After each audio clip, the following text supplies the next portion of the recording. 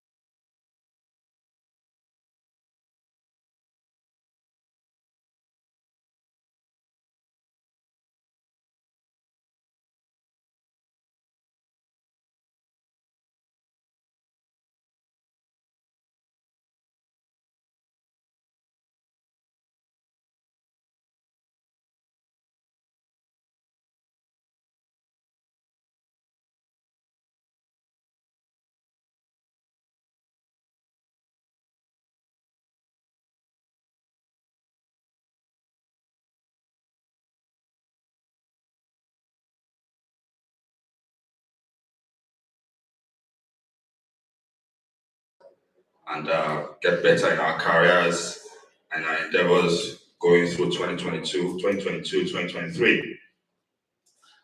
So today we're going to have topics. We're going to have topics on balance, purpose, building personal branding, performance management, and overcoming challenges in business. And then we're going to focus on some startups also. Our guest speakers are going to be certified public accountants, legal experts, and business owners. I won't say business owners, but people that started their business from scratch. People that have the practical experience of starting business from scratch. So for those of us that plan to go into businesses later, I'd like us to pay a lot of attention. We're going to learn a lot from people that have actually done it. So our agenda for today, we've had breakfast. We're going to have our first presentation. Is going to be Balanced Purpose by our speaker is Akin Ayemobola. It's going to be from 9:40 to 9:50, so about 50 minutes. And then an hour, 10 minutes. And then after that, we're going to take a Q&A and then a break. For the quick Q&A session, we'll encourage you, if you want to speak up and ask your question, you can just get a microphone or just speak up and then stand up in the audience and then ask your question. Or if you're a bit shy, you can write it down and pass it forward to us. One of us will pick it up from you and then I can read it out. We have pens and paper at the back there if you want to pick it up to take your notes. And then just before we go on, pardon me, a brief safety talk. The hotel doesn't plan any drills or any today. So if we hear any alarm, it's probably a real alarm. I'll just say, don't panic. Okay? Is it that you walk out to the main exit, you go out, turn to your left, or you turn to your right and walk out through the back door. And if you want to use the restroom, you just go out down the hall, or you're right down there, and then right down on the left is the restroom. If you want to do that, you need to do that in case of any emergencies. So the second presentation will be building strong and personal branding. We're going to have our presentation, Sean and Kate Jimenez. They're going to be sharing their experience with us. They've been doing the personal branding for many years, and we're going to be learning from them today. And then the third presentation will be performance management growth by our speaker, Temitope Ajagbe. He's a very experienced engineer. He's been in management for quite some time. And I think you're going to learn a lot from him also. And then panel discussion, talking about challenges in business. We're going to have some of our speakers on the panel here, talking about the challenges that you face in business, how they come, how you can overcome them, how you can face them, how you can be resilient, and then be successful, especially in the current times. And then we'll have our vote of thanks. So that's the summary for today. And without wasting so much time, I would like to introduce our first speaker for today, Mr. Akin Ayemobola. Mr. Akin Ayemobola is a certified public accountant, is an ordained minister and deacon. That means he preaches the word of God. And in 2000, he was ordained a minister and a deacon. 2003, he became president of University Christian Association. And then in 2006, he got his MBA in Kennesaw State University and became a certified public accountant. We're going to be learning a lot from him on how to start your business and balance purpose and all that today. And then in 2009, he got married. He's married with children. And presently is an active minister of the gospel and is a finance executive at the Fortune 100 company. Currently in 2015, he's now a finance director at Fortune 14. I can tell you he's a man with a lot of experience, and I guarantee you'll learn a lot. And I want to encourage you, if you're going to be taking notes today, don't take it on a piece of paper because you might lose that paper. I will encourage you to take notes on your phone so that you can have it saved and you can refer to them in the future. Thank you very much. Let's welcome Mr. Akin Ayemobola to the stage.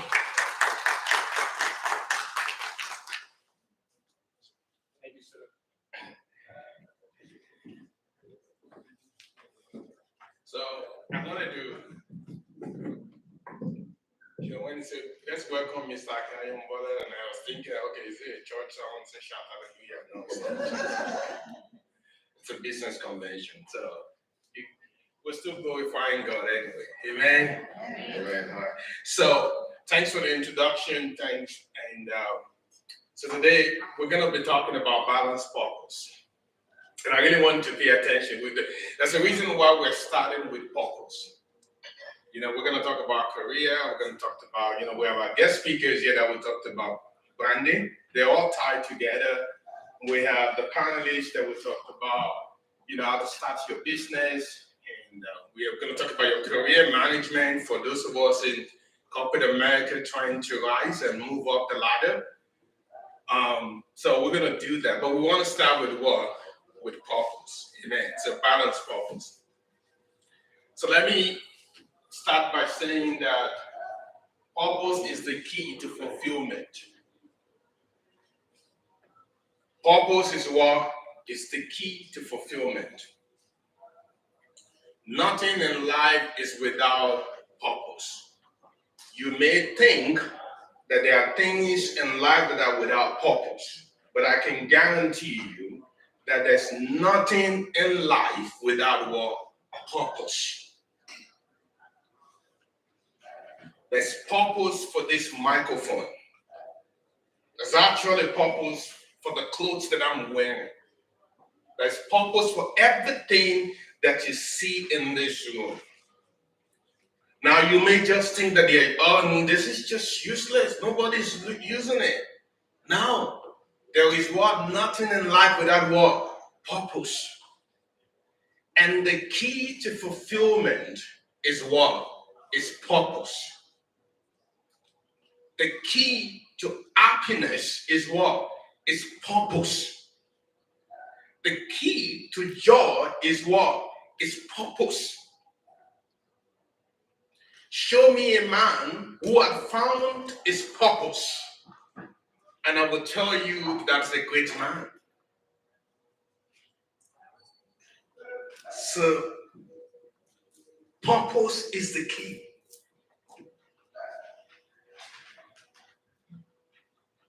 So, if purpose is the key to fulfillment, and there is nothing in life without a purpose, then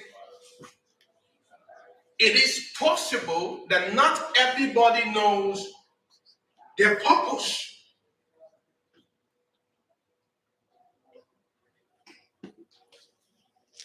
It is possible that not everybody knows their what? Their purpose. And you've heard this saying that when the purpose of a thing is not known, what happens? Abuse is what? Is inevitable. Let me repeat that. It's a popular saying that when the purpose of a thing is not known, abuse is what? Is inevitable. You are going to abuse that thing when you don't know the purpose. You're going to do what? You're going to abuse it.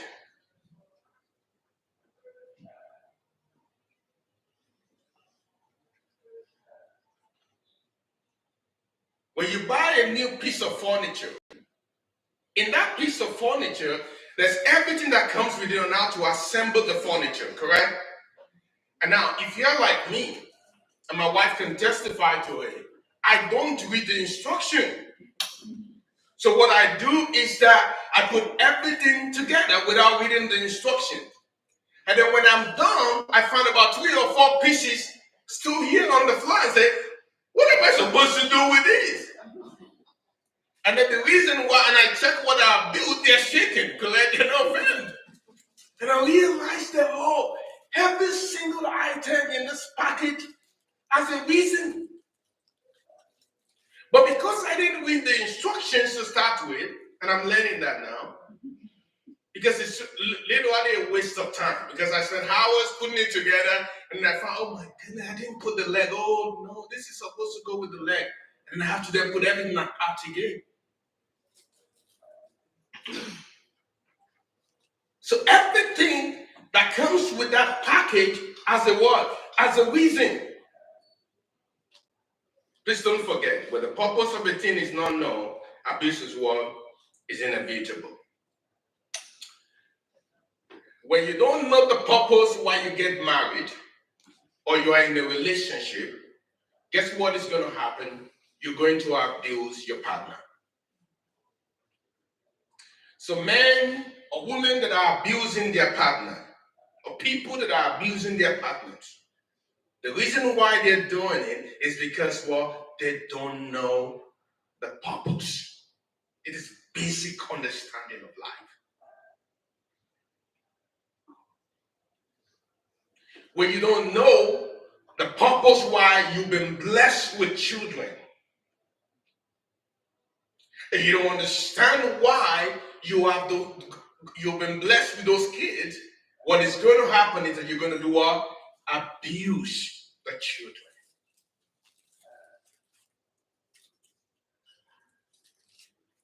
So when you see parents abusing their children, it is because they don't know the purpose.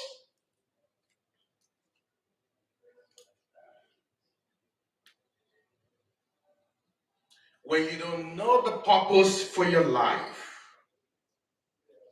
you are going to abuse your life. Think about that. You're going to abuse your life. You're going to let me tell you who you are. I'm going to degrade you to make me happy. Because I want to be better than you. And you're just going to absorb that. Because you don't know the purpose why you are here.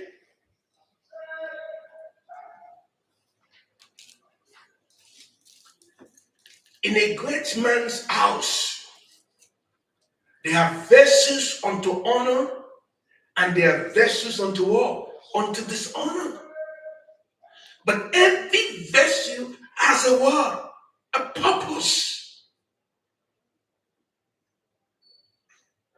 Every vessel has a what? Has a purpose.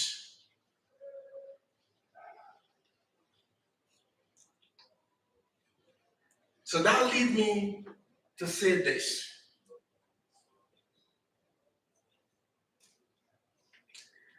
Understanding of your why will help you to value your what. Let me repeat that.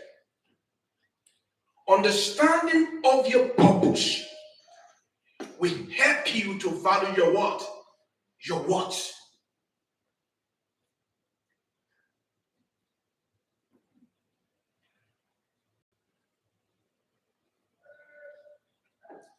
You can take it back to the previous slide. I'm still on the introduction. Are you following? Yes. Yeah. Hope it's making sense to you. The purpose of the government is to do what? To protect and serve what? The people. The purpose of the government is not to lord over us. It doesn't matter whether you're in democratic government, it doesn't matter whether you're in the first world, second world, third world country.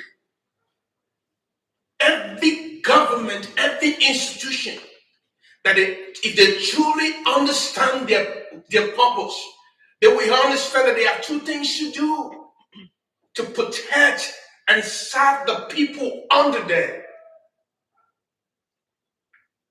You become a king so that you can protect and serve the people under you, and you can protect and serve the people, protect and serve. But when the government or when an institution doesn't know its purpose, what they do is they abuse it, and they become autocrat. They take the people out of it, and they made it all about themselves.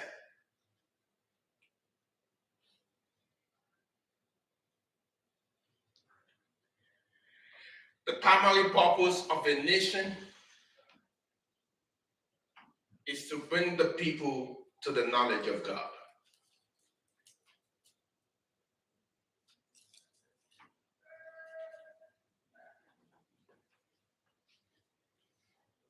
For example, when they made the introduction, they talked that I'm an ordained minister. I deliberately started with that to let you know. Now, you may not be a believer, it's fine. But I started with that to say that I've been called into the marketplace. I've been called to preach the gospel. I've been called to be a blessing to my generation. And because I found that purpose, it helps me every day. So for the believers among us, our purpose is to propagate the gospel. And when we know that, we have excitement. We're happy. So let's go to the first slide. I hope that's a good introduction. So look at this. I love this. And I learned about this right after college.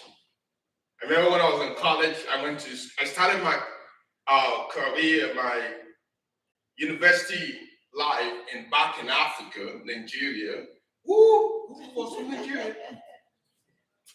And then I transferred from his school there to his university here in the state. And in my first few years, I tried my best, correct? Because I wasn't exposed to anything other than just read, and read, and hit, and read, and hit, and read. So I became successful as an undergrad student. And in my school, they want to call out the top 10 student. And by the grace of God, I was part of the top 10 student. So there was a program about the top 10 student that they want to take us to an area in Georgia because they want to orient us about masters. They want to tell us that, hey, undergrad is not enough. You're smart. Start thinking about PhD. I'm telling you, literally. So they took us to this meeting. Beautiful reserve. Oh my goodness. Like just imagine the boy from Africa just came to America and have been in Durham just reading. And then now they took us out. This place is so beautiful. Oh my goodness, the food. Ooh, a lot of it. I still smell the food now. It's so beautiful. And then the presenter stood up. And then remember, the purpose is to take the top 10 student to this remote resort area, beautiful area, tell us that you're better than this. You're better than just an undergrad. You can do your master. And they invited all these top universities to come and enlighten us about PhD, about going back to school after we graduate for our MBAs and they, do your masters and things like that. And the presenter stood up. It's a big, short then, and he quoted this. And this stuck with me since that day, many, many years ago. So let me break this apart. Every morning in Africa, when a gazelle wakes up, it knows that it must run faster than the fastest lion.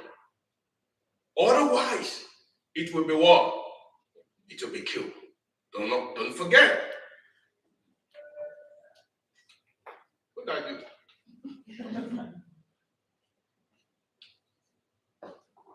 It will be killed. Every morning in the same Africa, when the lion wakes up, he knows that it was more. He must run faster than the slowest gazelle. Otherwise, he will starve to death. So it does not matter whether you're a lion or you're a what? A gazelle. When the money comes, you are what? You better be running. So say with me, running. Say it one more time, running. When the money comes, you are better what? Be running.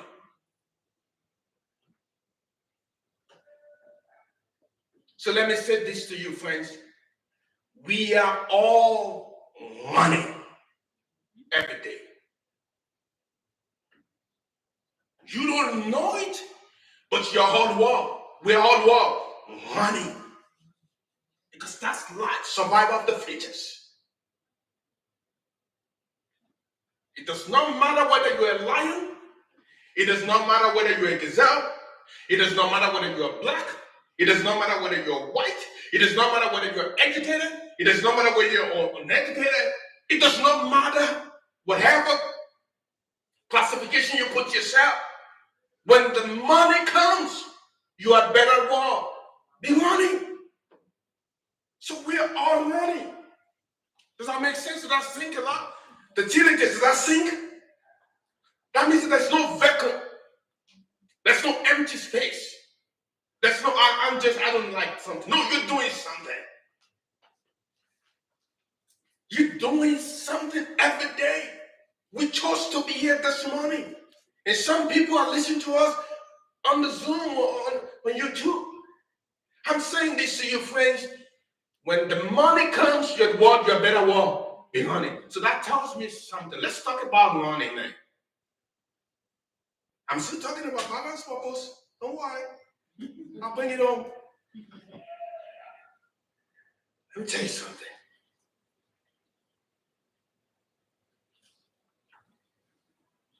Since we're all running,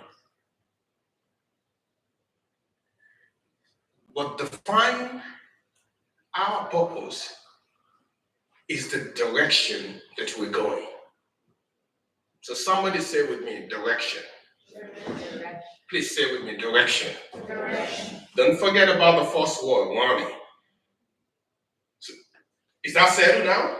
That we're all what? When the money comes, we're all what? Running. So don't, no, I don't know my purpose. No, I don't know. You are doing something. When the money comes, you're doing something. Now, if that's the case, that when the money comes and I'm doing something, then what defines whether what I'm doing is successful or not is the direction that I'm taking. Some of us, we walk and run towards our purpose. And some of us, we run away from our purpose. Let us sink in for a second. We've settled it that when the money comes that we ought to walk, run. So then if you're all running, when the money comes, what defines our success in life is the direction that we're going. So ask yourself this question. Am I running towards my purpose? Or am I running away from my purpose? Does that make sense? Yes. So then, direction is important. That you don't just run aimlessly. So you don't run away from your purpose, from your reason. Then that means that I have to understand my purpose. Correct? I know I'm going to run. Because when the money comes, it doesn't matter whether I'm a lion or a gazelle. When the sun comes, I better won't be running. So I know I'm running. So then, I want to run towards my what? My purpose in life. Does that make sense? I want to run towards what? My purpose in life.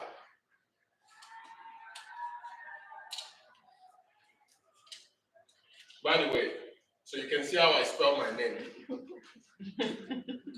The reason why I do that is that they misspell they don't call me, they don't know how to call my name very well at work. So I have to spell it this way for them. That it's not Akin, it's Akin. That's just to make you laugh a little. So when the money comes, we all better be what? Right. Be money. And you either run towards your what? Your purpose, or you do what? You run away from it. But you are doing what? You're running. So next slide.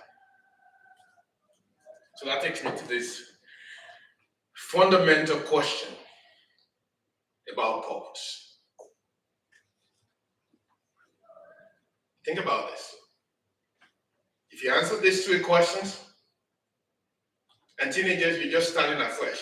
So listen very well. This will help you. It will help you with the kind of school that you go to. It will help you with the career that you're going to embark on. You won't just start chasing shadow. When I first came to this country,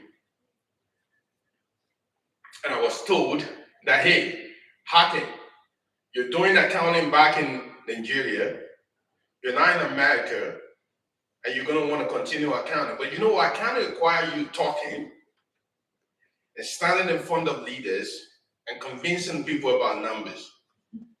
But you got an accent, boy. And so people like you, they change their career when they come here. They go into nursing. You don't have to talk.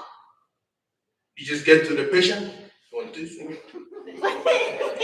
You just use your hands and then it's. And it doesn't matter when a patient is dying. It doesn't matter whether you have an accent or you're black or white. I'm dying, come and give me something, man. So I was told to change my career. And they told me that, yeah, if you want to be successful, you got to do that. Some of us, we have that same advice. You can relate to it. But because I know my purpose, and I know that I have been gifted in the area of accounting and numbers, a number comes natural to me. I don't study the numbers. It comes natural. Why would I go do things that I don't come natural to me? So I stuck with my accounting stuff. And I look back today, I give glory to God. But the reason why I stuck with accounting was because of these three things. Who am I? Remember when I said the number comes what? Natural to me.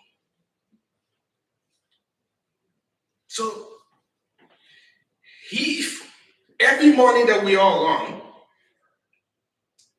and the direction that we take, the time is what?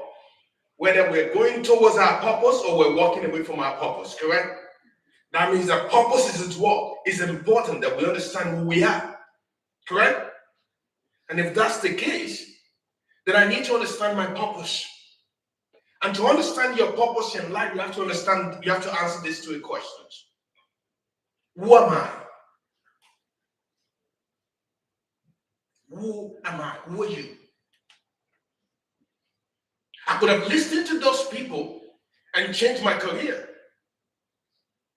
If my purpose in life is just to make money,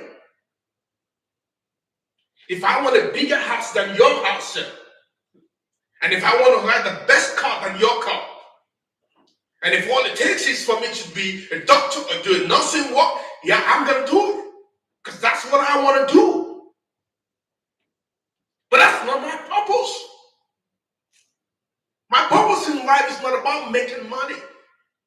Money comes as a result of me fulfilling purpose. It's an output of me fulfilling purpose. My purpose in life starts from that first question. Who am I? Your identity. Who are you? Answer that question to yourself. I'm the head and not the tail. I'm wonderfully and beautifully made. I am ordained by God. I'm unique. I'm different. It's okay to be different. It's okay to be unique. I know who I am. I'm not at a disadvantage. No. Don't say that about me. No. I'm not at a disadvantage.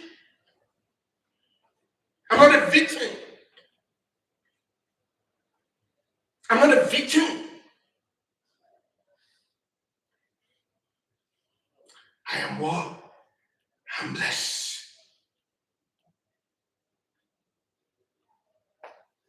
So the next question.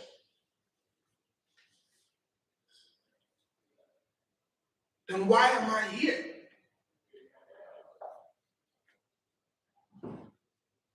If I know who I am, and I'm not going to let you, sir, define me.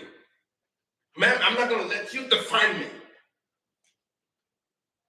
Because if you define me, then you tell me where I belong. And you look at me and define me from your point of view. You haven't been through what I've been through in life.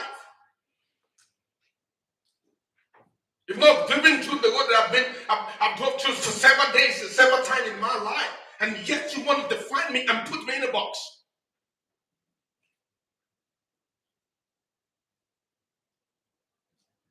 Parents, I want you to be a doctor. You know, most Nigerians, they want their children to be doctors. Me too. But it doesn't. Don't put that in a box. The men now want to be a doctor. The may not. It doesn't matter. What you need them to do is for them to understand who they are, who they are. Help your children to understand their identity. Help them to find their gift earlier on in their life. The things that they are good at. Then they find their identity. The second thing, why am I here? That's the question to what? To purpose.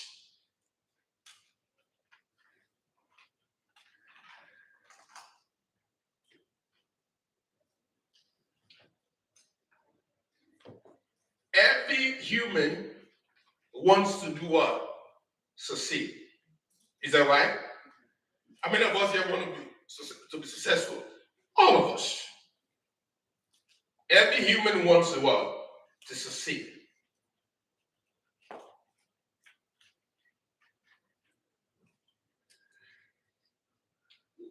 But to be successful, life is designed to function by what? By law.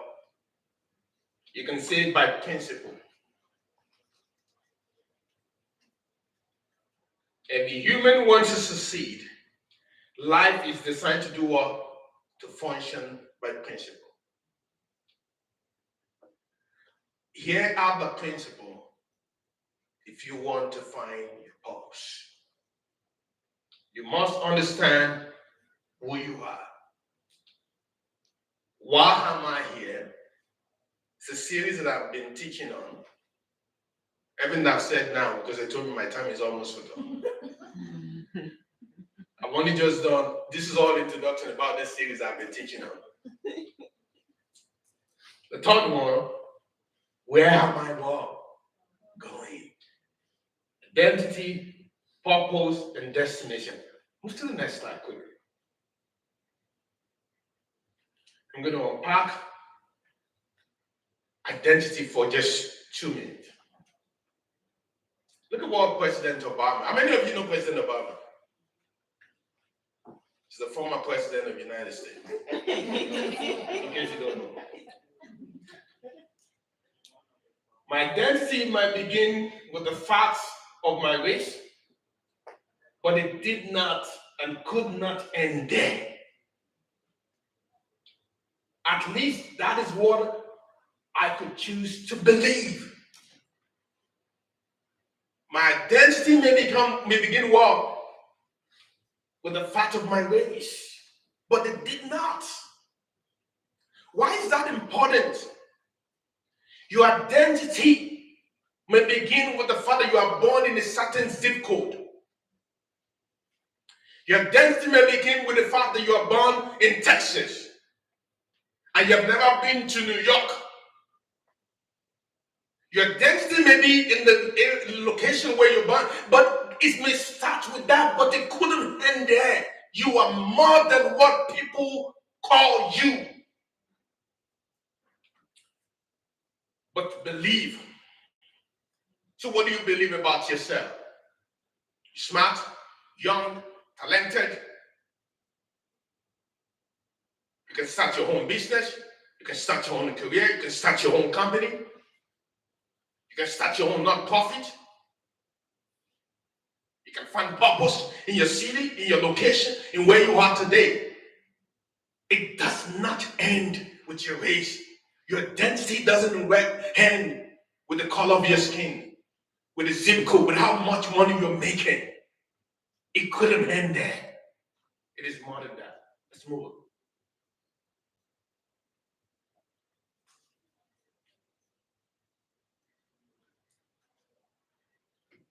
So let me unpack these three things you need to know about your identity.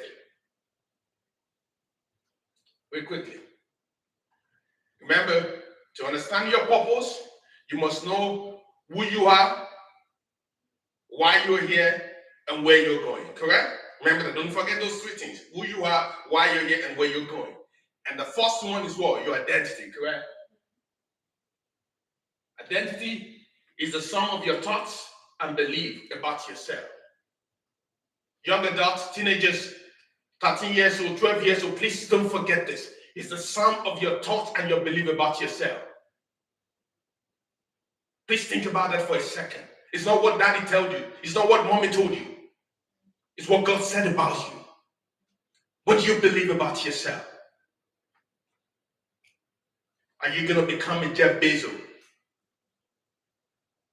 Are you going to provide solution to this nation? Are you going to discover a solution to cancer? Do you have what it takes to be the head and not the tail? It's a sum of your thoughts and belief about yourself. Your identity is the most important factor that drives your world, success and your failure. It's not money. It's not the zip code where you're born into. It's not your race. It is your world, your identity. And I know we have speakers here that will talk about personal branding. Because if you do those things, the capabilities, your gift, your drive, and that helps you with your personal branding. Understanding your identity is the fundamental key to determine your work, your purpose. Wisdom is the principal thing. Therefore, get what? Wisdom. With all you're getting, get what? Understand.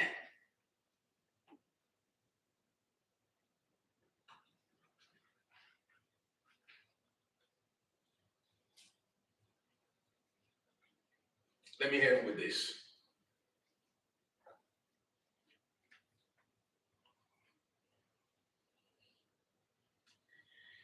If you want to have a balanced purpose,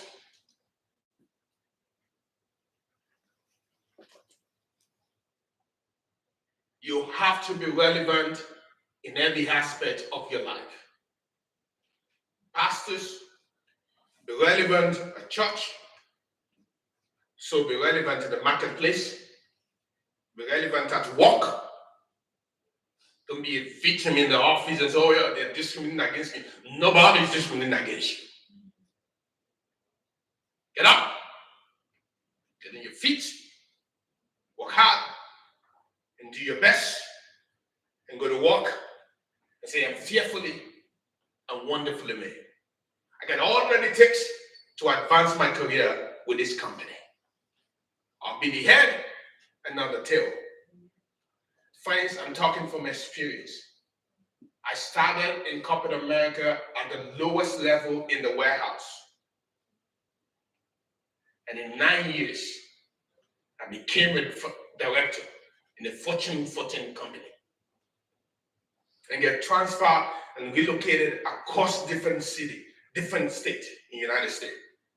I still got the accent, and I'm still black. That hasn't changed. But the reason why they keep moving me and promoting me is because I was solving the problem. And nobody argues with you when you solve problem. So teenagers, get up, go solve a problem. Young adults, get up, go do what? Solve a problem. Jeff Bezos, solve a problem. So Joe, solve a problem. Great leaders, solve a problem. So get up and go do what? Solve a problem. When you solve a problem, you will not be discriminated against. You become a solution. So ask yourself this question. What problems are there ahead of me? And how can I solve it? Before you plan, you must find what purpose. That's the last thing I would say. Before you plan, you must find what purpose. So the Bible says, see, I'm a preacher, I end with the Bible. Many are the plans in the heart of a man, but it is God's purpose that prevails. Many other plans in the heart of a man, but it is what God's purpose that prevails. God bless you.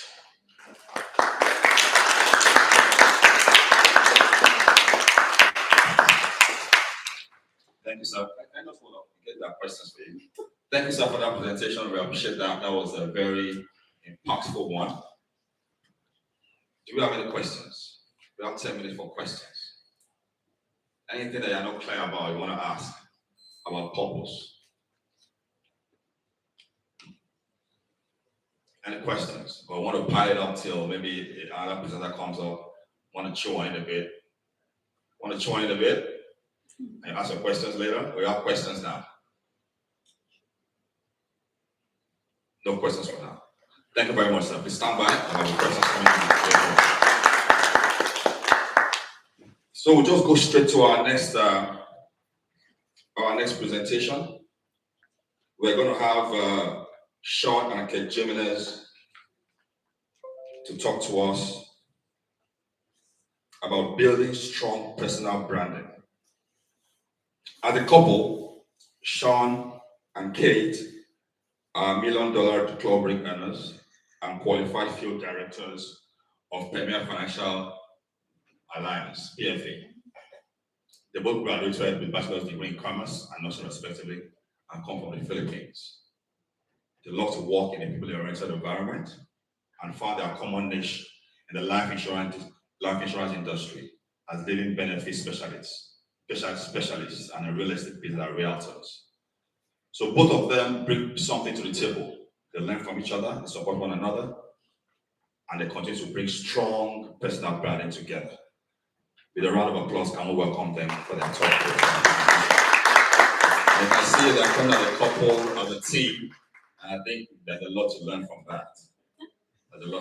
Thank you very much. Would you need a second mic or one? I don't know, just this one. Oh, I'm still nervous. I would have known Aki this talk before today, so that when Dr. Ojo called me, I would have a reason or option to be running, run away from today's talk. But yeah, I didn't run away. I went to my wife and I asked her she wants to talk, and she said yes. So I have no other option but to, come here and told Dr. Ojo to say yes, because I remember happy wife, happy life, right? Well, we here are married couples here. Oh man, yeah, just men. So let's say happy wife, happy life. Anyway, just a short background of ourselves. My name is Sean, and say his last name Jimenez, just to avoid confusion, because people will say, "Are you Hispanic because of your last name? Are you from Portugal or Mexico or Japanese?" What? I'm 100% Filipino. We're Filipinos. We Kate and I are from the Philippines, and about like 20 years ago, we came over here to the United States. And just like most of the significant immigrants, we too have this American dream, like owning a home, buying a house, or buy a nice car, or having a decent job. But me, I'm the only Filipino who's not a nurse. So my wife, she's a nurse, and most of the Filipinos I've known are nurses. So I started out as a computer technician in Silicon Valley, California, and you know, uh, in a technology or electronic technology way back, I've been laid off twice. So I've been jumping from one job to another, and still living paycheck to paycheck. So until such time, it wasn't until I decided to, I took a leap of faith and decided to, take up courses and become a realtor. I took up, the thing is decision making to venture out in real estate. And also, with my wife, we're also doing this insurance industry and as a licensed agent. And together, me and my wife, we're building together a life, a life that God intended for us. So, like serving families through our mission-driven business. So, okay, introduce yourself. My name is Kate. Thank you, my best half, not just my better half. He's my best half. I wouldn't be here where I am right now if it weren't for him. He's always beside me, not just behind me or in front of me. We're together in this. So I've been a nurse for 28 years. I do have an accent too. Up until I retired just last year. So by God, I'm beyond blessed and grateful that exactly 12 months ago, I retired myself from my nursing position, the nursing JOB. I don't know if you know what JOB stands for, but it's just over broke. No offense. So that's what I said. I'm blessed and grateful. I retired myself from my nursing JOB, and the last position I had was actually with the Department of Veterans, the VA. I was one of the care managers in the primary care clinic. I cannot be more thankful for the person that shared this financial services opportunity to me 8 years ago. I was an ER trauma nurse then. So imagine that environment, right? The challenge, the burnout, like all these patients I'm taking care of.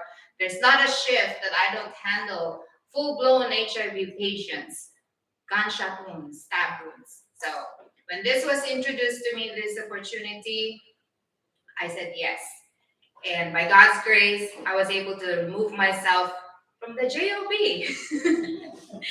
And, together right now, my husband and I are, business owners.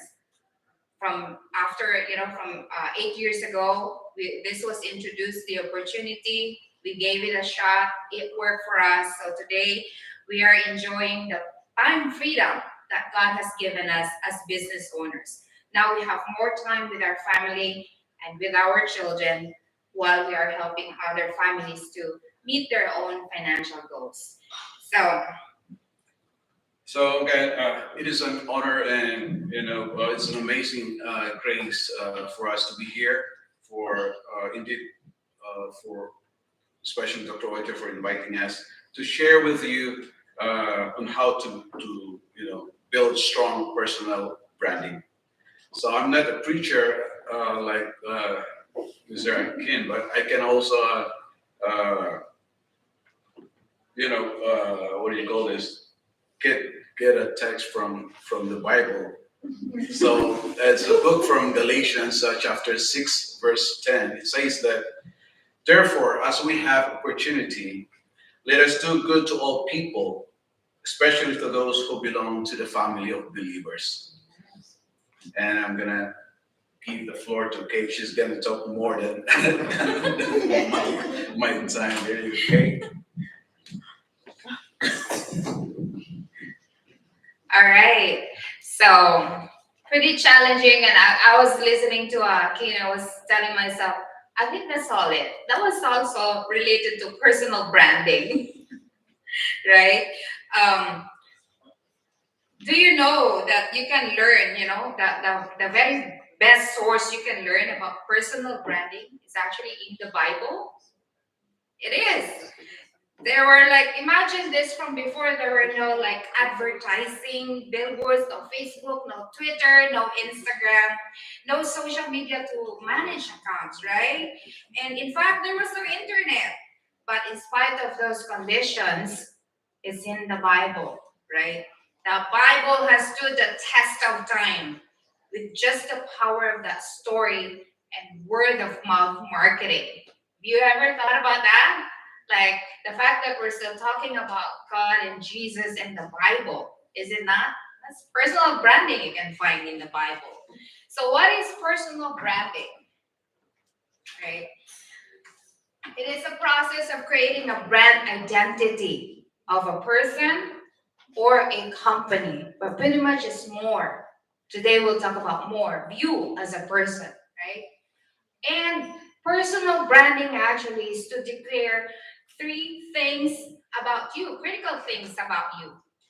What you do best, right? What you value. What are your core values? And what makes you different? Pretty much gonna relate on that identity, your purpose, right? So consider the special gift, talent, skills, right, that you have got, that you have. God gave it to you. He wants you to be good and faithful servant with your talent. Gotta use it to serve others and give him that credit. So consider all those, what you have right now. Your talent, your skill, those are all God-given gifts. So those are part of your personal brand. Because when you stand out for one thing, okay, you gotta stand out for one thing that you do better than anyone else, your audience doesn't have to guess about what you do. Okay? And with all those, remember your personal brand is your testimony. Your identity is a testimony.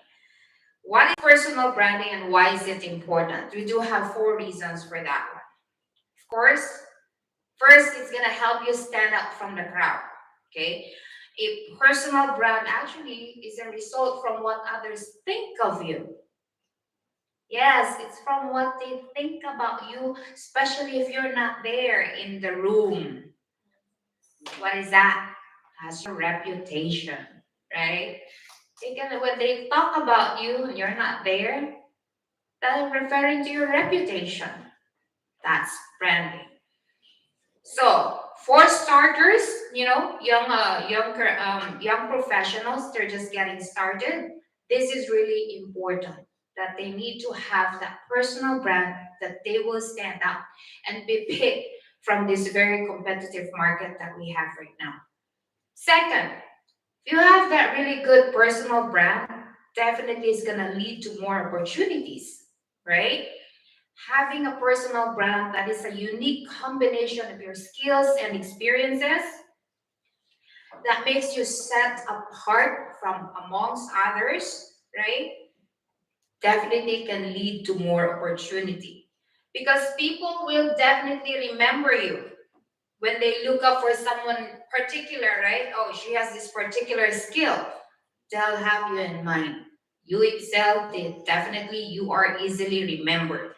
And they will pick you more likely to work with you and give you more opportunities. They collaborate with you. Next, definitely you stand out, you got more opportunities, your audience will trust you more. Having that personal brand actually, you know, um, the way they look at you and people feel, they already feel that they have a relationship with you. You know, they know who you are, what you stand for. They already feel that they are engaged with you, right? Personal branding isn't about putting out there like who you are and publishing it. The mere fact you are there standing with just one look, you are your personal brand. Okay? So because of that feeling that they feel like, oh, I know this guy, I have, kind of like confident in you, they feel like they already established that relationship with you because they expect, they already know what to expect from you and they know that you are in authority of what you do in your field. And this one, the last one, is so important because, guys, I mean, sisters and brothers, people will always screen you online. So this is not just about posting about yourself in social media. Beware, all right? Offline, online, you gotta be consistent of being you, right? Because oh my God, thanks to Mr. Google, right? You'll find out like who is this. And let me tell you also, like, have you tried Googling yourself? Because it is so essential that you're going to be aware, how you are being presented online. Maybe that's not just like, oh my God, the way that they put you out there online is not you. So personal branding really can help you control the narrative part of yourself. And now you can introduce yourself into the best light possible, right? So far, so good. All right, moving in. So, how do you build a strong personal branding? Let's consider these 5 C's. First, pretty much related to the previous speaker earlier. Clarity. What is clarity? Who am I? Right? That was so clearly discussed earlier. Who am I? How do you see yourself? Do you know how you see yourself? Because oftentimes we miss elevation and impactful opportunities just because we don't know who we are, right? Whose are we? What are we here for? What are we supposed to be doing with this gift of life that God has granted us? So basic, right? And I'm sure from previous knowledge that we have already learned about who am I, you got that. So do you know who you are? How you see yourself? And let me tell you, actually, John the Baptist is an excellent example of personal branding in the Bible. You know that? Read John the Baptist's life. He exactly knew who he was. Okay? He came as a witness to testify the light, and he knew his assignment. What was his assignment? The message, right? He brought the message. He knew his assignment, the message, and that he had to deliver that message. So he is an excellent example of a person who's got a personal brand and who has that clarity, right? Because sisters and brothers, if you don't know who you are, the right audience will not be able to connect with you. Okay. Next, how do others see me? Have you ever checking that out? Did you kind of like do a monkey survey and ask how others see you? Maybe it's time we're gonna do that, right? Honestly, I intend to do one and check to see how do people perceive me? How do my friends perceive me? Right? That is also very important. That you have to work hard to see yourself through the other's eyes. It's the way to create an authentic brand, right? And what is authenticity? That is your brand catalyst. Okay, so you gotta make some time. Try to do that one and initiate if you can do share about getting somebody else's perception. By the way, you can like move on the five ones. Connection, creativity, and community. These are the 5 C's of personal branding that we will talk about. Now let's move on to clarity. That's who am I? How do you see yourself? How do others see me? And what is my brand? So now you know who you are.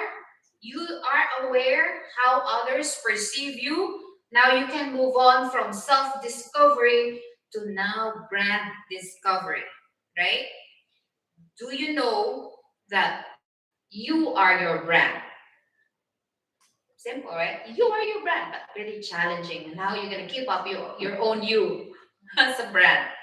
So that's what I was saying. Before you start speaking about your business, your product, inventions, and all that, people see you first. Question: are you authentic? You are your brand. So from who am I? How do others see me? You move on to your brand discovery. You figure out who you are to what you're going to do, create, and build. Now, this can be centered through the process, product, or your personality.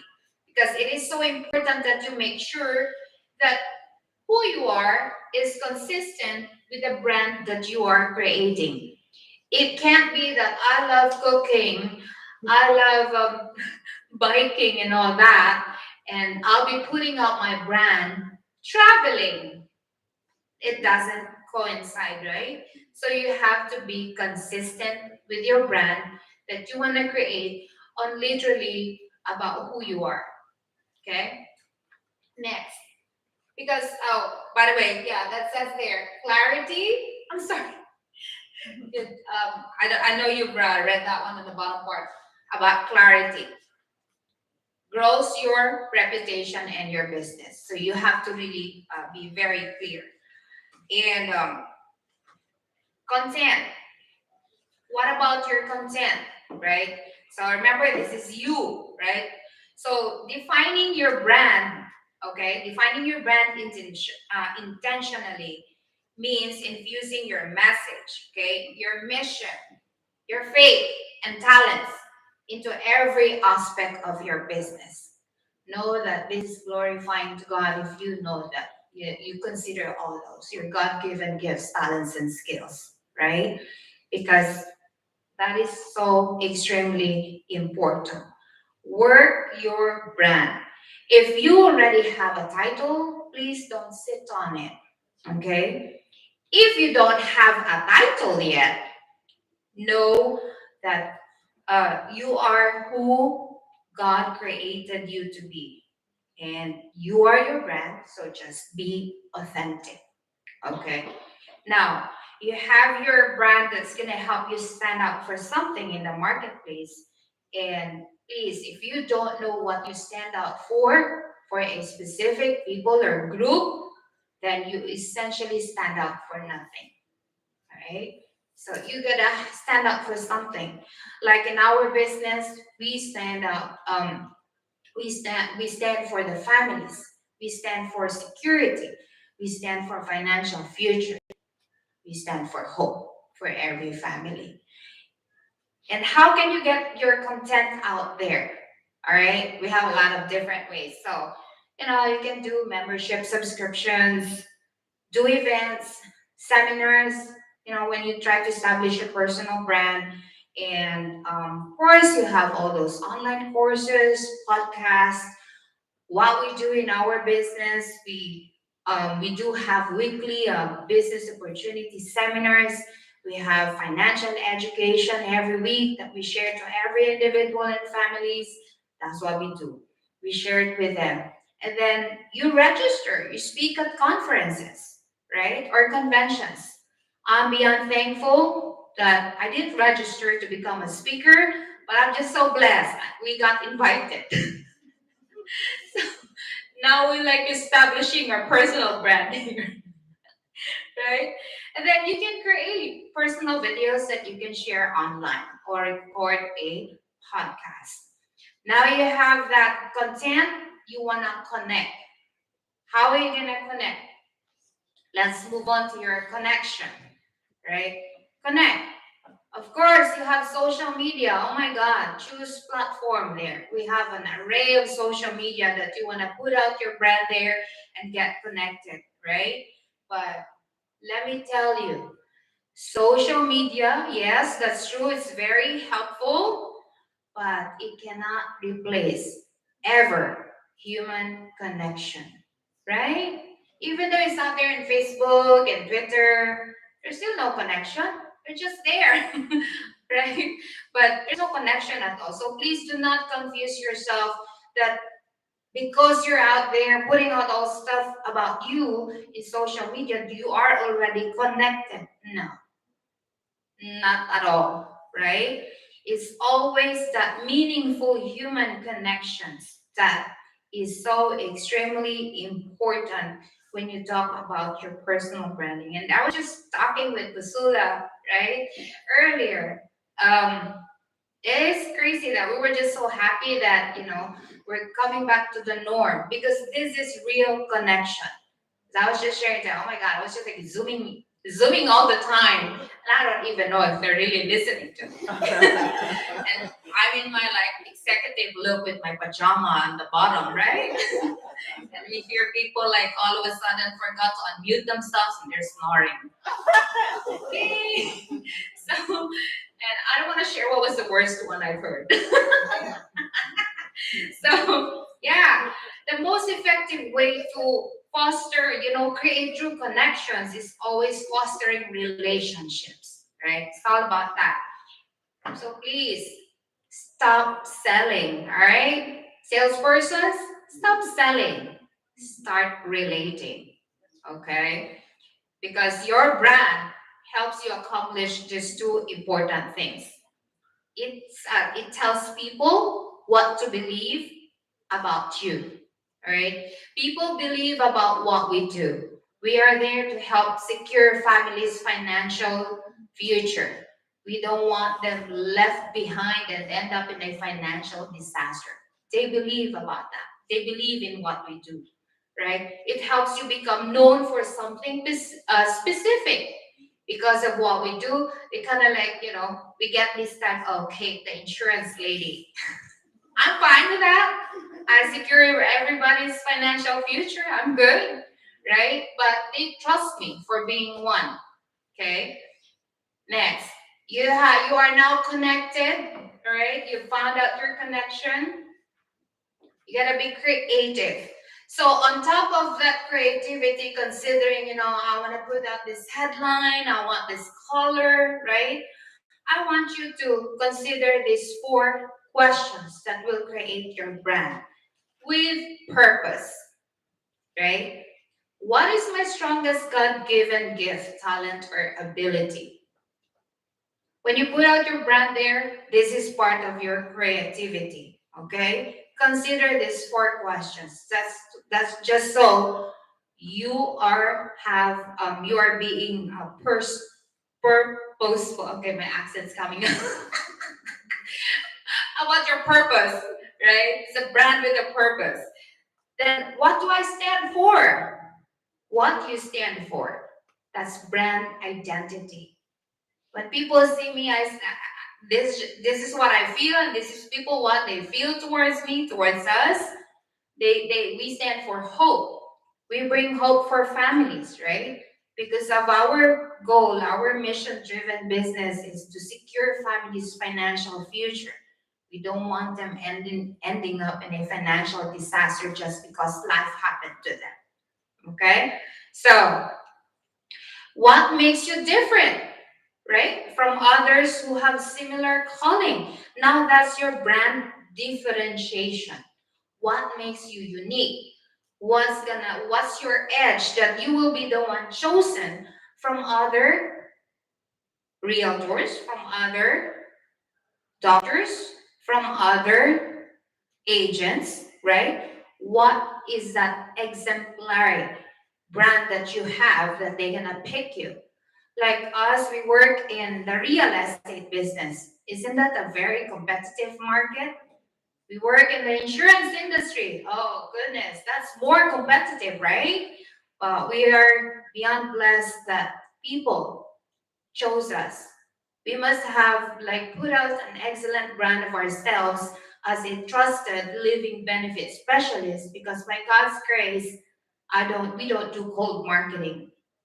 99% of our production are referrals, which is really an amazing grace working and having that business in a real competitive industry.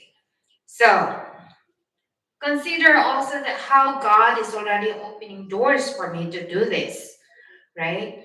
Those are the four questions, and you put out your brand there very creatively with a purpose. Because if you notice in there, it is that in that creativity, part of that creativity that you want to have that emotional connection. You got to get into the emotions of your clients for them to buy from you, right? You share stories, kind of like get there. Whenever right now in this challenging marketing world, the best way for us to market is now what you call storytelling. Share a story. Now you get into their emotions. And that's the best way for you to create a buzz. They'll be talking about you, right? So consider your brand as your hit song. Not the hit song I Will Survive, okay? No. You don't want that. Perhaps you can change it by that song by Casting Crowns Thrive, right? Not the I Will Survive. So it's the brand that's gonna tell your story, remember. Because if it has that emotional connection that you have with you and your audience, of course, they're gonna have that relationship with you. What about community? So these are the five C's, okay? When you try to like build your personal brand that you want to look into. So let me just quote what one of the Christian financial experts said. Dave Ramsey. God wants us to use our talents for Him in two ways: blessing others and building His kingdom. How? You gotta get into the community. You know, don't you know that when you are part of a community, you bless each other there, right? You build His kingdom. You make it more bigger because now there's more of you in that community. I know we have there are other vehicles also that you could get into the community, and one of those is these are the stuff. You just have to be on online reviews, discussion or help threads. You're gonna do those values focused interactions, social media shares, which is always very common anyways, right? But still, one of the closest, harnessing to a tried and true power of word of mouth advertising is always online review. That's the quickest for you to get those feedbacks from the community where you are sharing. Okay? So, and by the way, don't you know that when you are in the business, you are actually always evangelizing, right? Your evangelism is not just a Christian term, it's actually passionately sharing your story with the primary intention of creating an environment for your customers or for your clients to buy.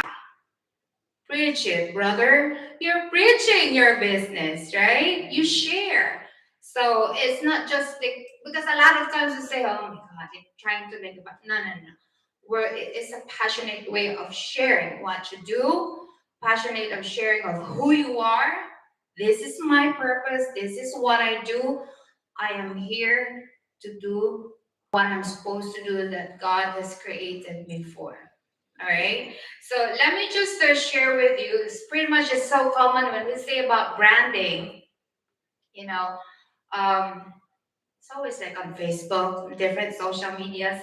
So I just want to also emphasize with your content, and when you put yourself out there, is you just have to be consistent. Okay. So if you will notice, like this is my Facebook, say protecting families, and I'm an empowered woman. I empower families. And then that's my Facebook business page. Kate's the living benefits. That's my LinkedIn living benefits. So you try to be consistent in all your different social media platforms. And don't forget, that's your identity. Put out the smile. If that's not you who is so fond of smiling, then just put out that's being you. You're being authentic, so don't worry. Okay? Don't worry about that. Because I know I've seen like some Facebook profiles like, okay, fine, that's being him, right? So be real. It pays to be real. All right, so that's my individual, and us as a couple, we try to keep like our pictures the same all throughout in every media or what we have out there, just so when people see same picture anywhere, they say, "Oh, it's Sean and Kate," right? So we have these flyers, our event flyers. So this week, starting tomorrow for like until the 30th, we'll be out in Vegas sharing opportunity, and you will see those same flyers. Like we were in Michigan last weekend, we were sharing our opportunity and what we do for families. And then that's our generic flyer in the middle, right? So we intend to like put in like one same headshot for the both of us, just so every time they even like with a quick glance, there's I think I've seen that picture before, right? So because they know it's all over, it's the same over and over. Power of repetition. So that's one key also. And then and this is what we do, right? So I was sharing earlier, like, what is living benefits? So we are the living benefit specialists. So if you don't mind, let me just share this with you real quick because it's extremely important. What we do is critical for every family and every household because I know a lot of you guys just aware of the plain life insurance. One has to die first. When it's so sad. One has to die first before somebody can get the benefit. All right, sisters and brothers, that is not the case right now. Okay, there is actually a better plan out there, and if this is the iPhone 14 that's coming out, this is the iPhone 14 of a life insurance. It has all the built-in features. It has all the living benefits.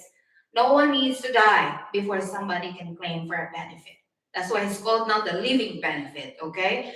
Because remember, if man does not die too soon, definitely we get sick, we get ill. Right?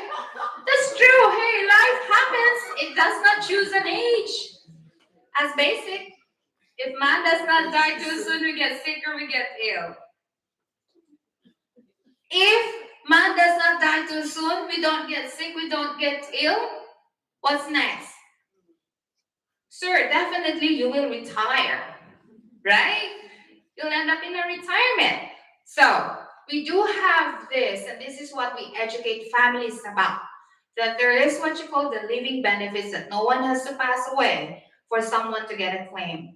And let me share with you, just last week I was with Michigan. I was with one of my clients. She's a 37-year-old nurse, 3 kids. She got diagnosed with stage 3 breast cancer. All right. I had a plan in place for her that she took in December 1, 2021. 4 months after life happened to her. Who would have ever thought this lady, very active, vibrant, you know, 3 kids, just got up from breastfeeding her youngest child, was diagnosed with breast cancer. 4 months after we have the plan initiated. She took a 500,000 policy, right? And she called me and said, "Hey Kate, I remember you telling me that if somebody gets diagnosed with a cancer, we can file for a claim." I said, "Yes." She said, "Well, I just got my biopsy result this morning. I got diagnosed with breast cancer. It's invasive, advanced." I was like, "Oh my God," I was also anxious because by standard insurances, they have what you call the 2-year contestability period. And this is only 4 months after she had a plan in place. Lo and behold, God is just so good. I called, filed for a claim for her, and it initiated everything. 3 weeks after she got that result for stage 2, she had a double mastectomy. What does that mean? 2 boobies were out, okay? Because it's invasive. Took it out, and then I got a call from her, and she said, "Kate, you did fulfill your mission." I said, "What happened?" "I just got an approved claim of 425,000 directly deposited to her account. And it's just like so moving and touching that, yes, I am making an impact. I know I make a difference at the bedside as a nurse, but I feel like I'm only good at 72 hours while they are under my care. But what we do right now, we're helping more families, not just an individual. And this is long-term relationship that I have with families, making an impact in their financial future because we don't want anybody left behind.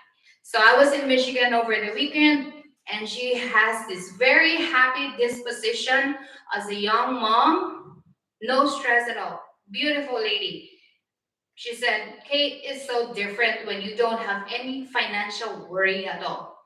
I have that peace of mind that if life happens to me again, right now, my family is all good." She paid off her mortgage, paid off 2 cars, put college trust funds in place for her children. And that, Sean and I said, yes, we did make an impact. And that's what I would say our purpose here. I may not be in the nursing world and got rid of my job, but this is more valuable, taking care of family's future. And the time is yours now to close it. Now I know my purpose. My purpose is to give an opening and closing statement. But anyway, to sum it up, a personal brand is your image. Yes, and that's the only your image. So I believe you or we already have everything we need to create a powerful, purposeful, and profitable brand for the glory of God. So I'm inviting you all to go ahead and lead from here, build your own personal or strong personal brand. Thank you. Thank you. Thank you. Thank you very much. And don't forget, we are all ambassadors of Christ here. Hopefully, eventually, our personal brand is going to reflect God's brand. Thank you. Thank you, Doctor, for this opportunity. Thank you, Sean. Thank you, Kate. Thank you for that powerful presentation. And one key takeaway from me from that presentation about branding is how do people talk about you when you're not there? That is very important. Because when decisions are being made about you, whether in business or in a workplace or wherever it is, they're having that discussion about whether to promote you or whether to do something about you. You're not going to be there. Somebody's going to be sponsoring you somewhere. Who's going to speak for you? Who's going to defend you? Who's going to sell your business? Who's going to recommend you to somebody else? How are they going to speak about what you do and who you are? That's what branding is about. So that is very important. How we project ourselves, how we put ourselves out there is very key. Thank you for bringing that up, bringing that to light. We appreciate you. Any questions? Questions? Anything? Thank you. Question for which broker do you guys use? Is it like New York Life? Who's giving these living benefits? Because I've never heard of that before. So living benefits is actually being provided by a lot of insurance companies. But our flag carrier is National Life Group, which has been in the industry since 1848. National Life Group. So she asked about the broker. So we are independent contractors, we're senior brokers, and we work under the wing of Premier Financial Alliance. And our flag carrier, the company provider that is we carry, is National Life Group that has all the living benefits on it. Yeah, and yeah, that is our challenge, because everybody would brush us off and tell us, "Oh, we have insurance in place, Kate. We already have that." But when I present, look, there is more than that. There is what you call the living benefits now, right? And what is $30 a month? $1 a day for $500,000 peace of mind. Is that under a term policy or a whole life policy? It could be both. You have a term, and you have the permanent, and you have the whole life. Yeah. We can talk about that one, and we can show you different options. Yeah, thank you. Thank you very much. I think there's a whole lot of information in the living benefits package. There might be an opportunity to learn about that some other time. Yes, thank you. So any other questions? Any other questions? All right, I'll say we'll take a 5-minute break. If you want to have a drink for the next presentation, and we just network, get to know somebody for the next 5 minutes, have a drink, and then we'll go into the next presentation. Thank you. So we'll all gather back by 10 minutes, 10 minutes to 11.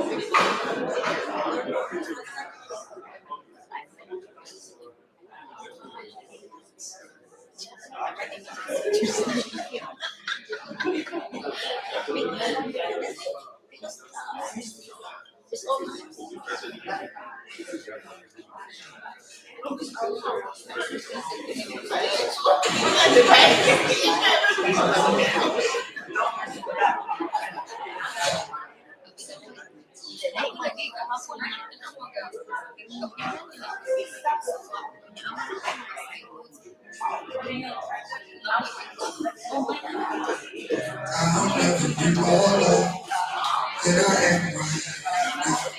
Wasn't holding you up, so there's nothing I can do. Doesn't take a trophy to make you proud. I'll never be more loved than I am right now. Going through a storm, but I won't go down. I hear your voice, carrying the rhythm of the wind to call me out. You would cross an ocean, so I would drown. You've never been closer than you are right now. You are a child. You are enough.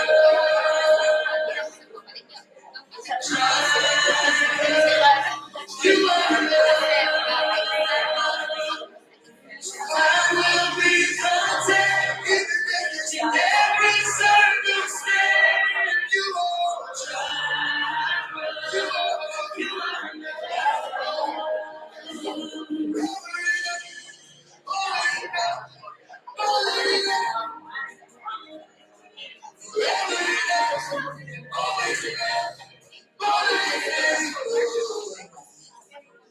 I don't want to forget how I feel.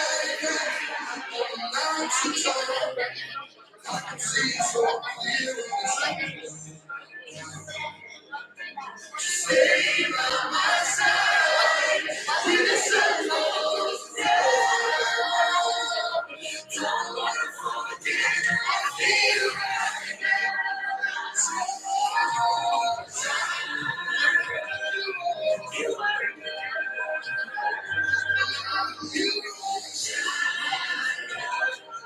You are enough. So I will be blessed in every circumstance. You are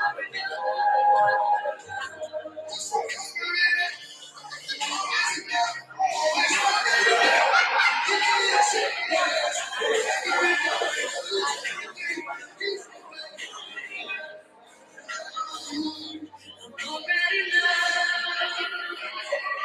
I'm already chosen. I know who I am. I know what you've spoken. I'm already loved more than I could imagine. And that is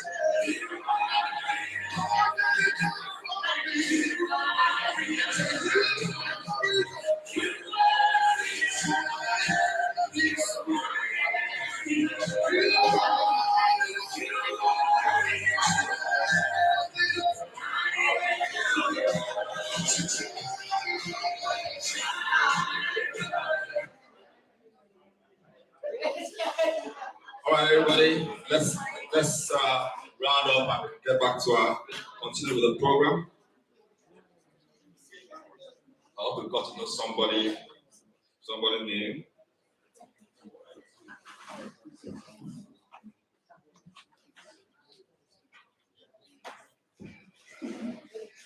Let's settle down.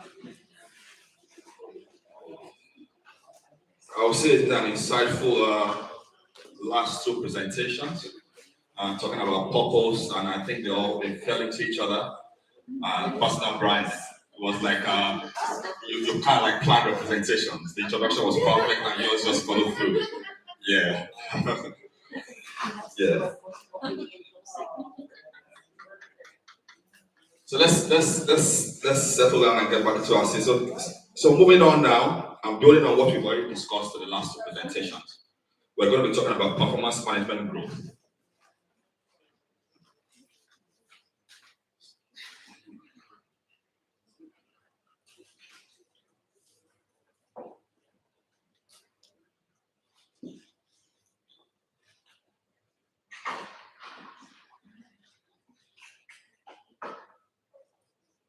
We're going to talk about performance management growth. And our speaker is going to be Mr. Temitope Ajagbe. And by introduction, Mr. Ajagbe is a technology and innovation engineer with over 21 years of experience building and developing large distributed systems for USA, Amazon, Google, Facebook, which is now Meta in the United States. He has a rich experience working as a security engineer, systems engineer, solutions engineer, production engineer, and manager and consultant for other organizations in the oil and gas, healthcare, and financial services industries. He has a Master of Science in Computer Science from the University of Texas, and also a PhD in management. He loves reading, biography, he plays piano, saxophone, and bass guitar, and mentors youth in local fellowship. We're going to be hearing a lot from him today, and I think open our minds, be open-minded, and we'll build our certain performance management growth. Let's give a round of applause to Mr. Temitope.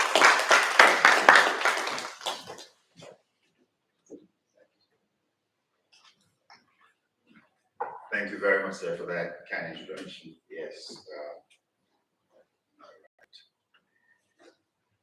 My name is Timmy. I'm sure that's what I've learned in the United States. If I have to say my full name, you have to do some accent with it again. But I think it's very important that I've been blessed today. When we talk about identity, and I love the presentation, as the branding that follows that, because most of the time we think that someone else has to do the job for us. We want our managers, our directors, or people around us to do the job now. Number one, know your identity. And two, put yourself out there in the best light, especially if you're working for an organization or you study your own company. You have to do that. So today I want to quickly do a survey. And I know that perhaps there are other people online. How many people here feel that they're worth more than they're getting paid right now? Quick show of hands. You're worth more than you're getting paid right now. Okay, about half. Okay. Two. I mean, please just be honest. How many people feel that the experience and the skills they brought to the table is more than they can, what they're doing right now is smaller than what they should be doing? Okay, some people can do more. Okay. And then the last question there, do you feel like other people that are in your business, in your group, or in your team in the workplace, they're getting rewarded more than you are getting rewarded, whether it's in terms of promotion or money? How many people feel like that? Okay, great.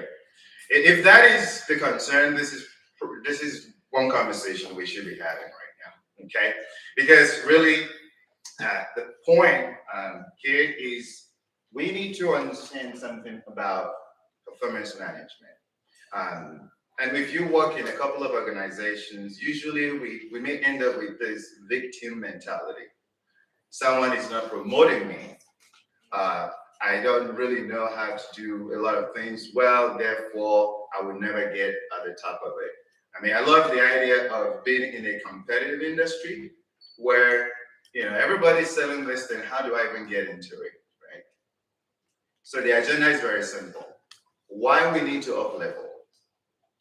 Once you know your identity, you have a brand out there, you have to seek for higher levels.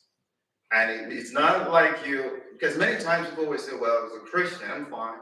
Yes, contentment, is great. But this was a joke now. There's a person. Why don't you walk out? Why don't you run and jog? He said, well, Proverbs 28 verse 1. Does anyone know what Proverbs 28 verse 1 say? I'll give you a second to check it.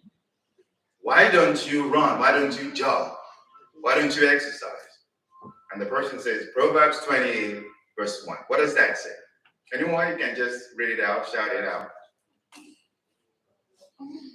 Proverbs 28, verse 1. The wicked flee when no one pursues, for the righteous are called as People, so Proverbs 28:1 says, the wicked runs when no one pursues. So he feels, oh, I'm not going to work out, I'm not going to run and exercise because the Bible says so. But that is a very wrong understanding of the scriptures. And I'm glad that we're here today. The talk is not meant only for those that just want to get there. As a Christian, as a believer, even if you're not a Christian, we must seek the higher level, up level. How do you get there? You need some form of measurement, which is performance. How are you doing? And what needs to change? I have just a few slides. This will be more of conversation because it's very important that we get out there and do great things. It's very important that we do excellent things.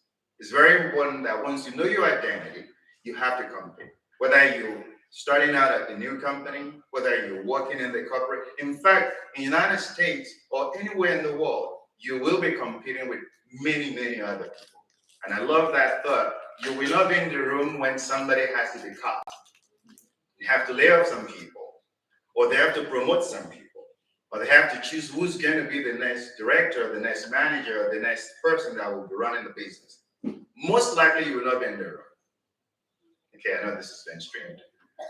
Most of the decisions about who to move to the next level sometimes is just in like corner meetings. Like we're just talking about, so what do we do now? We need to move this forward. Okay, yeah, let's move this person to this next position. That's how it happens, usually. And then it becomes a formal decision.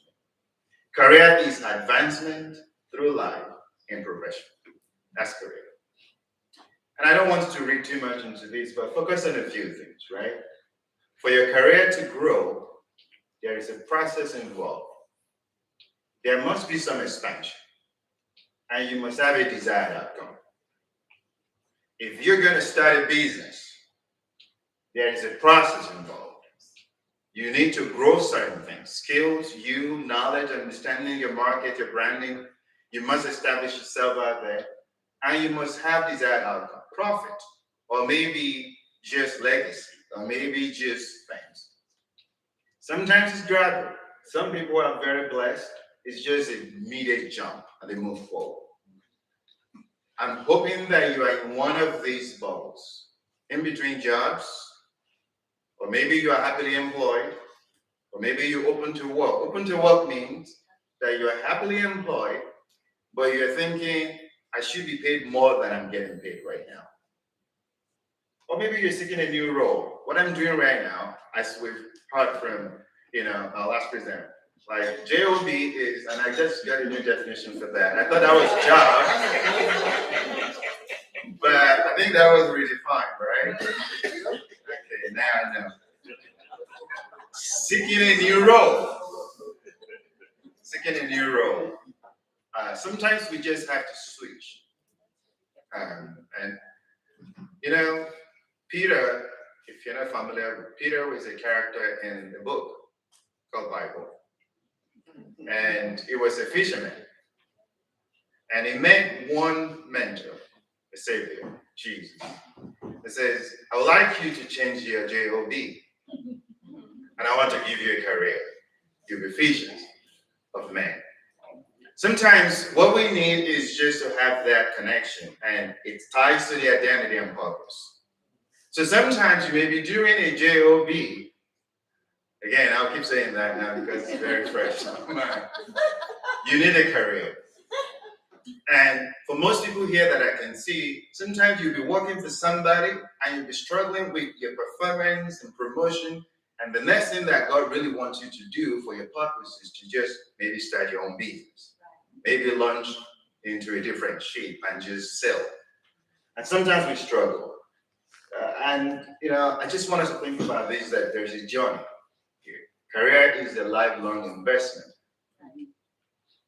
I want to introduce this young character, a barrister in a coffee shop. The job description of a barrister, we all know, it's not complicated. Anyone want to give me some of the job descriptions? Make coffee, definitely one. Any? Customer service. Customer service. know how to deal with equipment, like how to punch in, which kind of coffee did you buy? Okay, let me do this for you. This is the organization chart. For every company, whether you start your own company or you work in corporate America, you will definitely have this org chart. But the barista is where? At the bottom. Okay. To be a great vision for a barista to move up, what does it take to move up? What does it take to move up?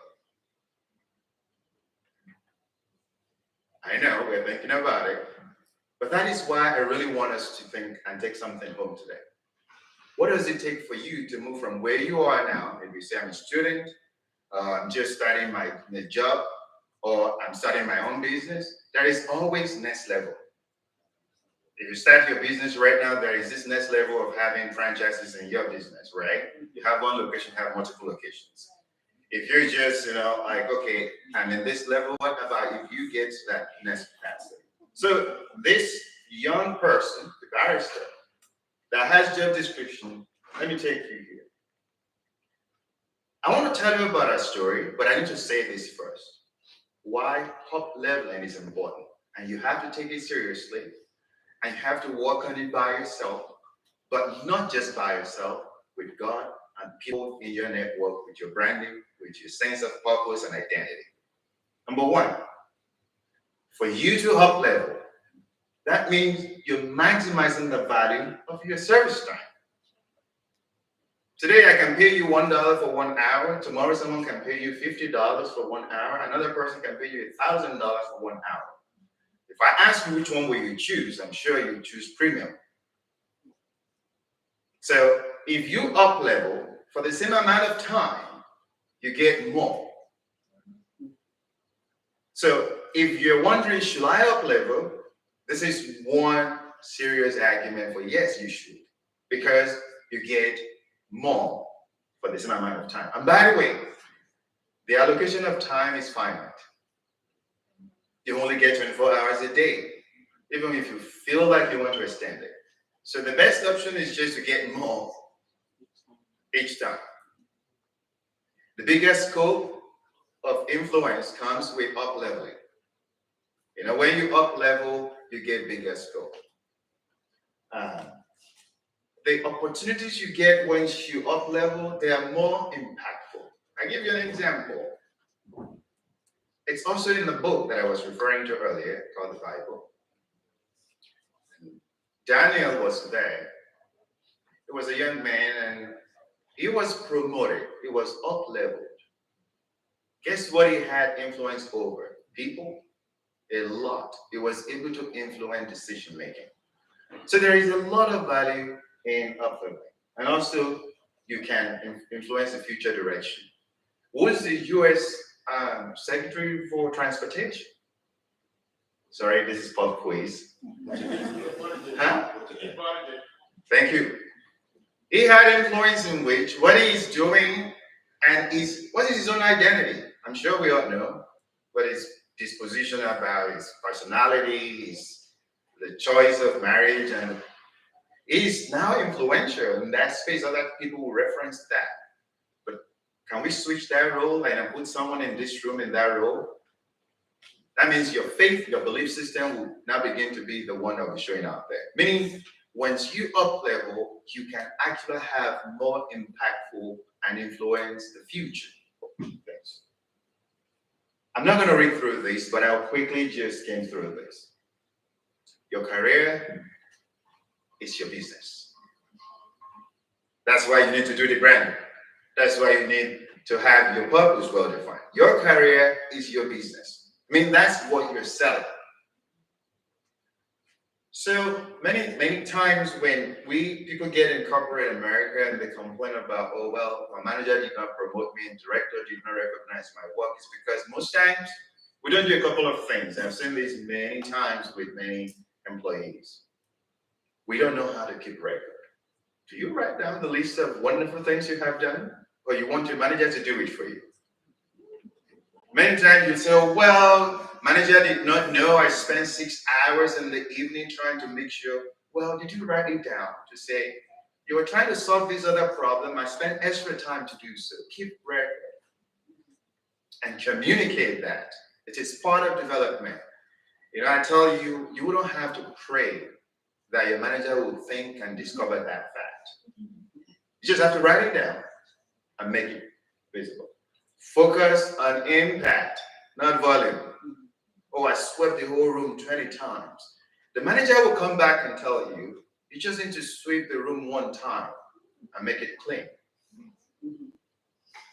Sincerely, these are very small things that I've seen very genuine people complain about and talk about because they feel cheated. They feel they cannot move up. Meanwhile, if you just ask, okay, director, what do you want us to do? Well, we just want this room to be arranged in certain ways. Do you know you don't have to do it? Maybe you just need to ask, please, can we have this room arranged this way? And you can spend the rest of the time doing something else. So focus on impact, not on just the work. Most of us, we like to focus on work. I will encourage we do that. Ask for what is going to be impactful. Communicate. Most of us are very, we don't like to talk about what we do because we're nice. But if you don't talk about what you do, I think we've heard today branding. How will people know? No one is going to know that you're pretty good at solving certain problems. So communicate what you do. I'll give you a quick one. One of my directors asked me and said, Timmy, we know you're pretty good, but every other person, they've written this lengthy stuff. You just wrote like one pager about yourself in the last 6 months. I said, okay, so you know how it works. So I now taught him a detailed level of impact and why I did this, and then document. By the time I gave him a 7-page document, it's like, oh, so you should actually be managing all these people?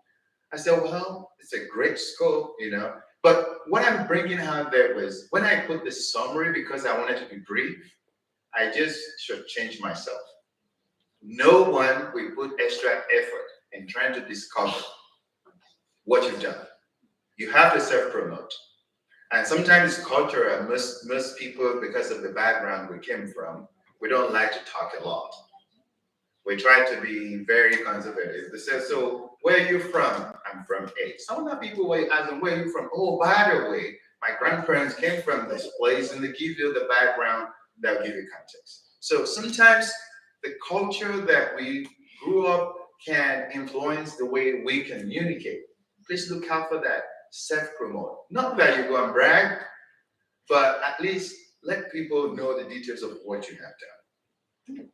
Because it's your business. It's my business. Alignment. Please, for you to really, or for us to grow and get out there, we must prioritize what we're doing with what the bigger mission is. I give another quick example. Another character in that book I was talking about, the Bible. Nehemiah was working for a king. He was just serving the king, and he had a problem to go solve. His job was important, but he had to take time off, PTO. Bible didn't say it like that. So he had to pray and plan and think about it, so much so the boss, knowing fully well that this guy is committed, he's always been, and said, oh, do you need some time off? I said, yes, I do. By the way, I also need extra, support. And then he got it. Guess what he did? What I mean by alignment? He took time off and he said, I must return. So he went back to the place, even though he knew there was a lot more. Once you know what you are doing, you are writing things down, you focus on impact, make sure you align with the vision where you're working. If you're starting your own business, set the vision clearly so that people can align. If you're working in corporate America, if you do things that are not aligned with the mission, you won't get promoted. So we need to move up that ladder. If you're in a business and in that industry things that go in that direction, for instance, like in Texas or United States, healthcare is going to continue to be a big business. So align yourself with the mission of, okay, I'm going to create a solution around that. And you will see things move in the right direction. Be proactive. Some people like to be told. Some people, if you don't nudge them many times, they won't. Look for what is important and try to jump into it. It's very important. I mean, I just make quick these points, and there's not enough time for us to go through all the details, but learn to write and talk. Okay, this is very hard one. In the age of quick social media thing, we like to tweet and post few things, but talking is very important. That's where the story comes out. That's why I love about that branding. When you need to talk about what's your value. You need to talk about how you're doing things. Let people know how things go. And okay, the last one is what we don't like at all. At all. There's no time you get it. When you get feedback from people, we always love good feedback. Meaning, they told me you're fine. But when someone says, oh, by the way, you could have done this differently. You talked about this. What about you just make it better than this? And you feel like they're attacking you. Yes, it feels like that. But please, feedback is very critical. In fact, most people, before they manage them out of any company, they give them a program or feedback. They will have given them one or two feedbacks, but probably they just ignore them.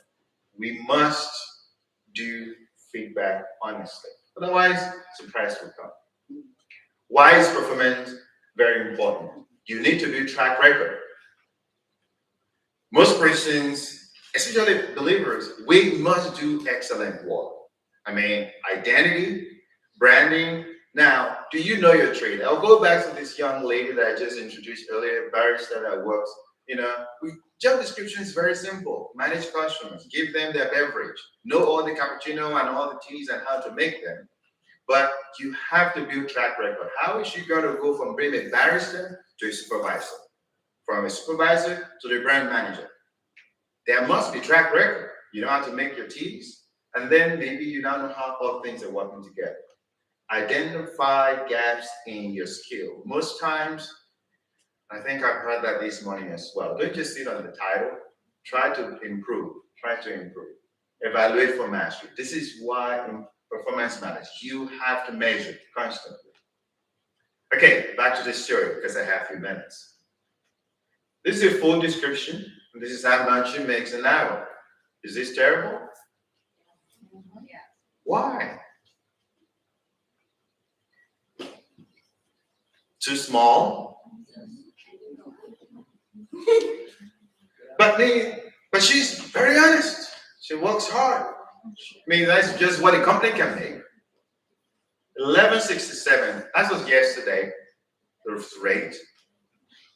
But please pay attention to these because I want to quickly show you something. Why this is very, very important. Your time, your life, your identity, your purpose, and performance, and the work. And I think we heard that this morning also about direction that we run. She gets paid $11. She manages customers, equipment. She has to communicate, and then she has to make sure that supplies are getting there. Okay. I want to introduce you to another person. Okay. I know, you think it's not fair. Okay, this is how much he makes every hour. No, I put a link there so that you can always check. So he makes $5,800 every 60 minutes. I did not, this is base pay. This is base pay.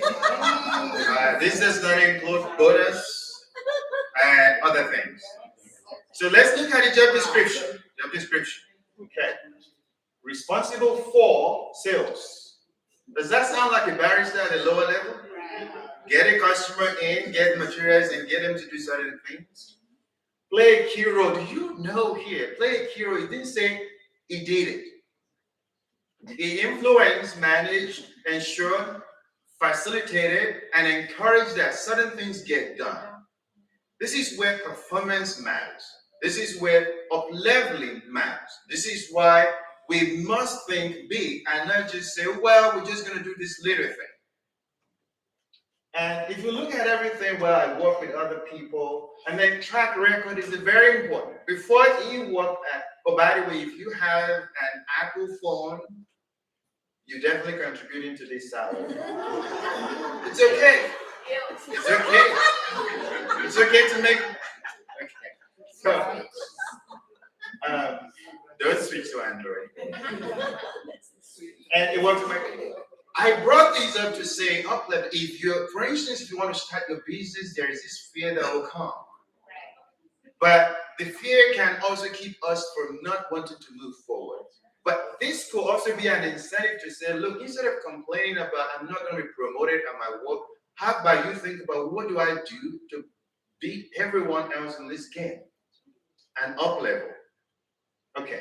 I know it's not fair to use him as an example because, but let me look at another person. But there is a twist to this picture. There's a twist to this picture. Please, your career is my business.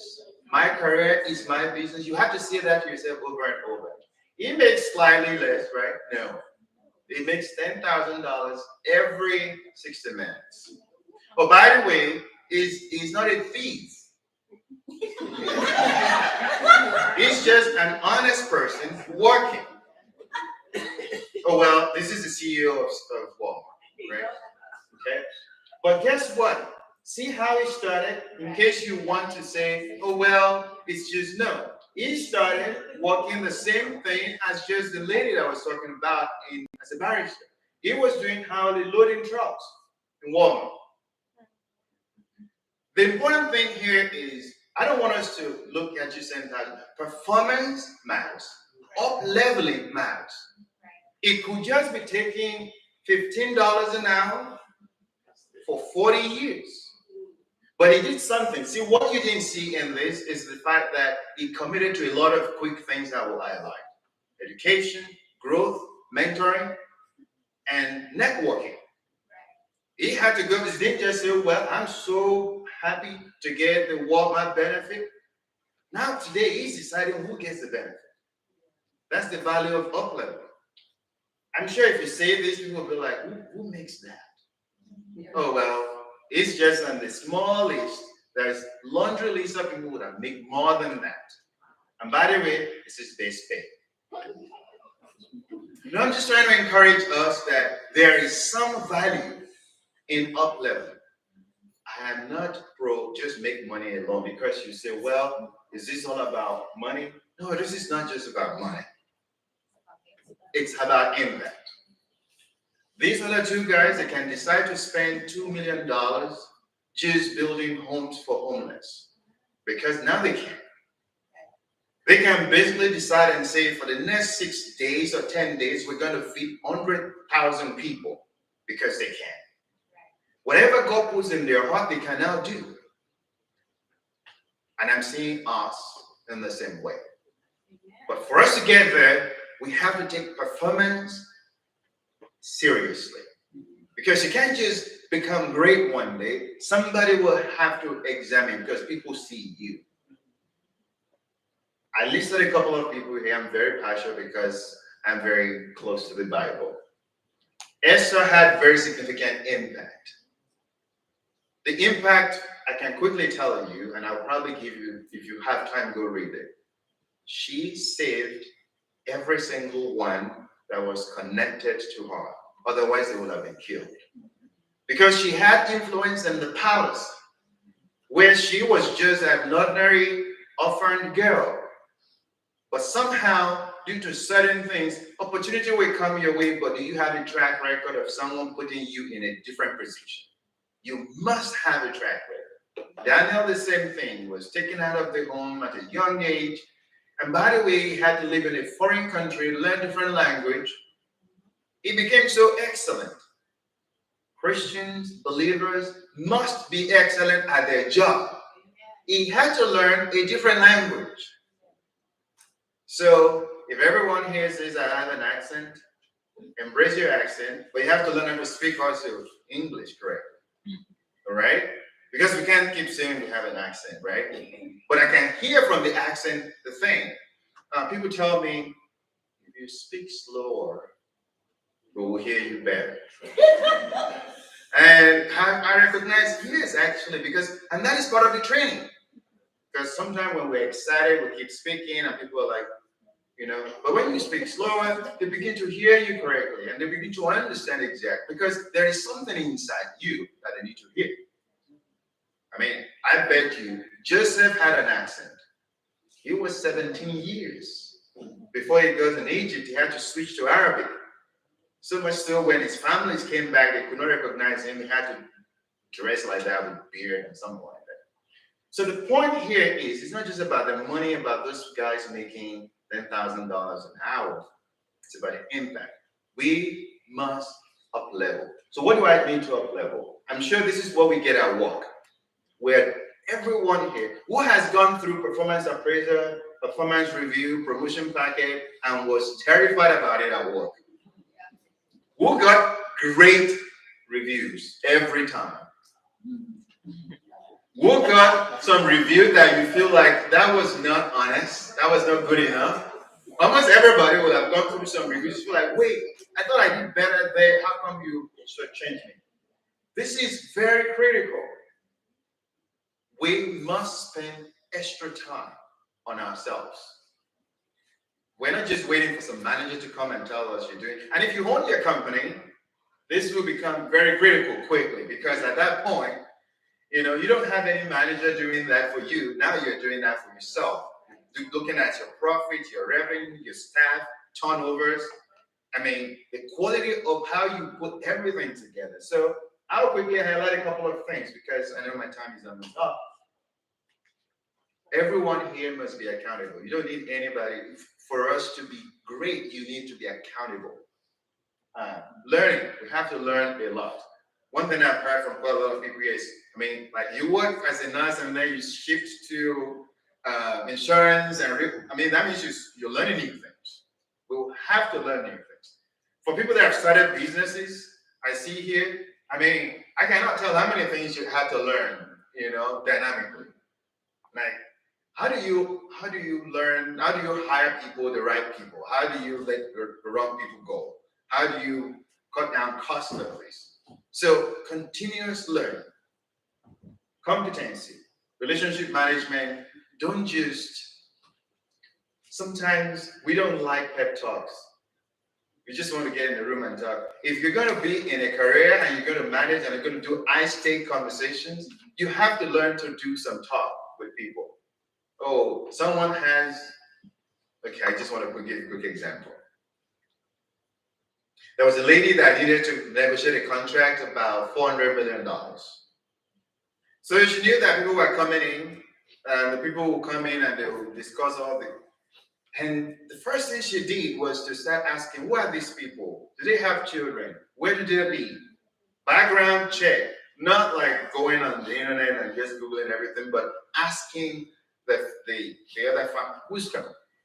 The lady found out that one of the folks that were coming and the director, actually their children would be having birthday, and there was one child that had special needs.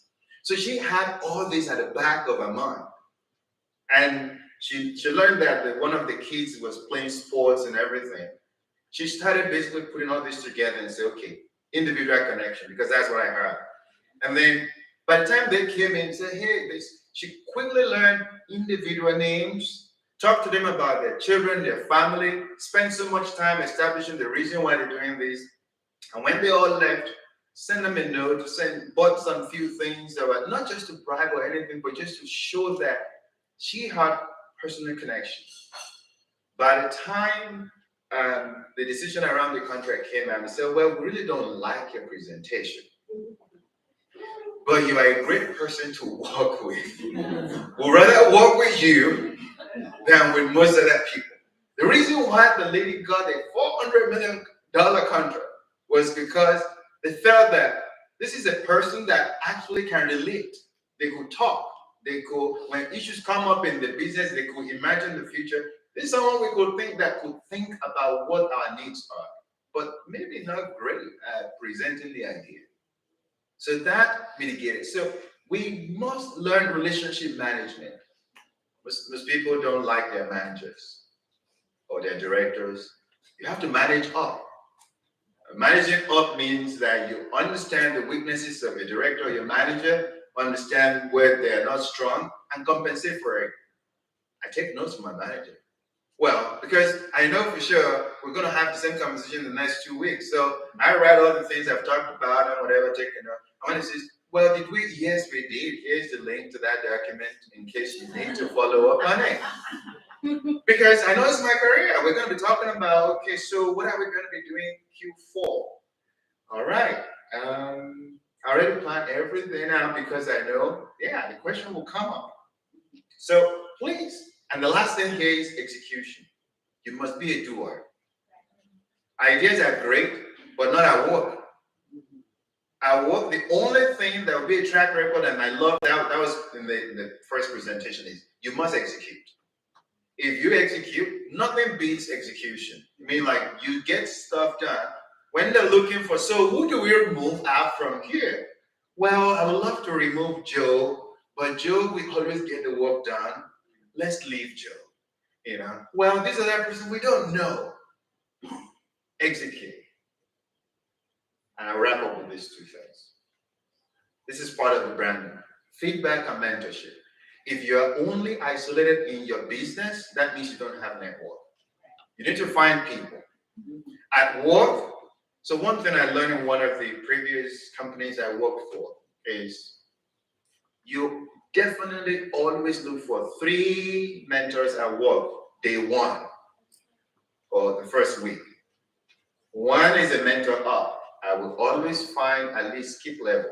1 director or 1 vice president or 1 executive, 1 level up for me. They're not going to look for me. I'm the one looking for them. I go look through the list of all the available people, look at what they've done in the past, schedule a meeting with them. Say, I love what you've done. I'll talk about it as if I've met them before. And I'll say, oh, look, and I schedule my agenda with them. This is what I want to talk with you every other week, every other 2 weeks, every other 3 weeks. I want you to help me understand things outside of my scope that you're doing. They're like, oh, really? Well, but you're just, well, yeah, I know. I just want to understand from your perspective. And guess what? People just get super excited that someone else that does not even belong in their direct whatever is interested. I find someone in my level, someone that I want to check me every time, you know? And then I find someone that is below me, which is very interesting. Because guess what? All they want to hear is how you are doing your work because they don't have enough knowledge as you. But while you are telling them, you're actually doing your presentation ahead of time, because when you're talking to someone below you and they're asking, so how do you do it? And you are rehearsing those things, you already have an audience of 1. So if you don't have mentorship, and what mentorship does, it eliminates a lot of errors. Echo chamber effect. In echo chamber, if you speak into it and you hear yourself again, a mentor will tell you because they really don't have anything to lose if they tell you the truth. They'll be like, well, you're pretty good at this, but no, you are not good at this. I will encourage us to manage your career, you need mentor. If you already have a business, make sure you have someone that has done multiple businesses, someone that has raised capital, someone that has served in different tough environments, and have them as your mentor. They will give you honest feedback. And mentorship requires relationship building. You gotta stay, or you have to have them. It's very interesting. By the time you talk to people that have done businesses, they look like they've not done it, but they're usually good at what they're talking about. Seek out mentorship. Get feedback from people. Let me just wrap up.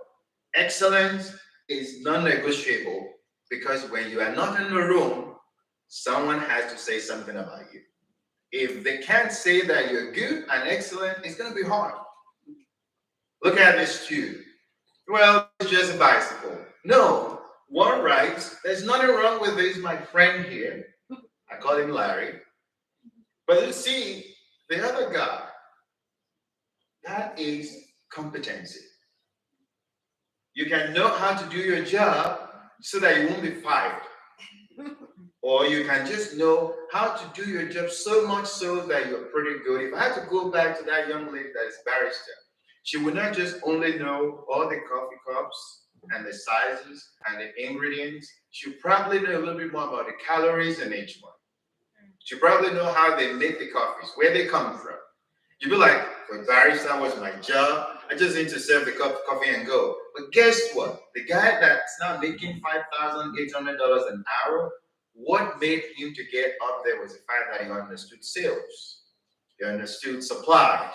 He understood how to negotiate. He played key role. That's why I highlighted key role in negotiating. For most of us, the world and the things that God wants us to do, they are great. Sometimes we will be confronted by small problems. Small problems can be magnified if you look at the lens of your manager. But you can get better by looking, take your career as your business.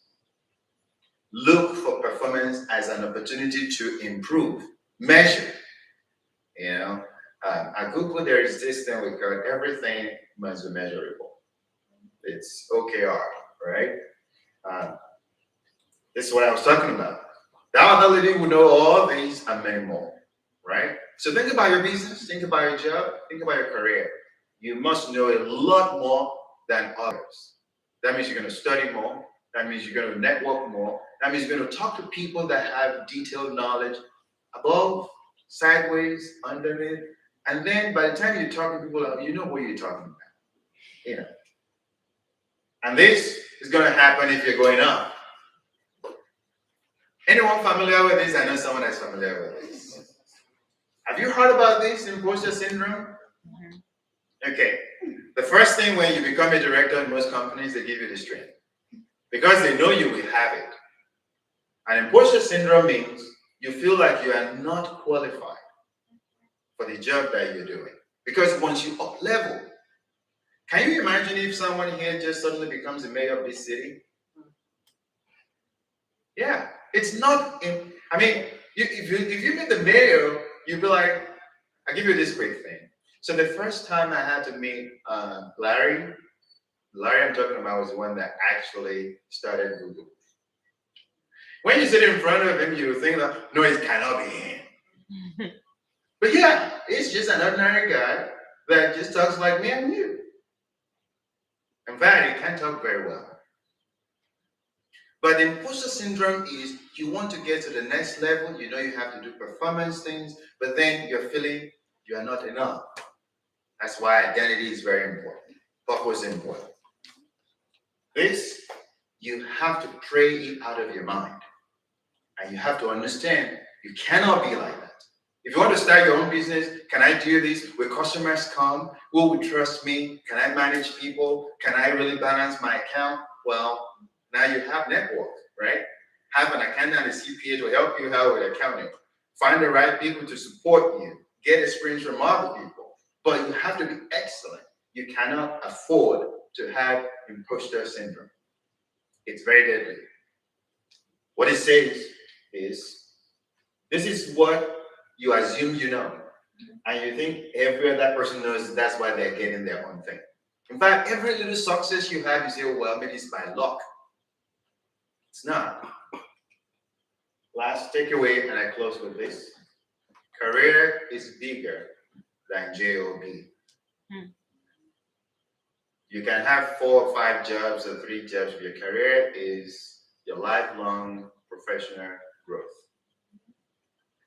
Growth requires a couple of things. Scope must change.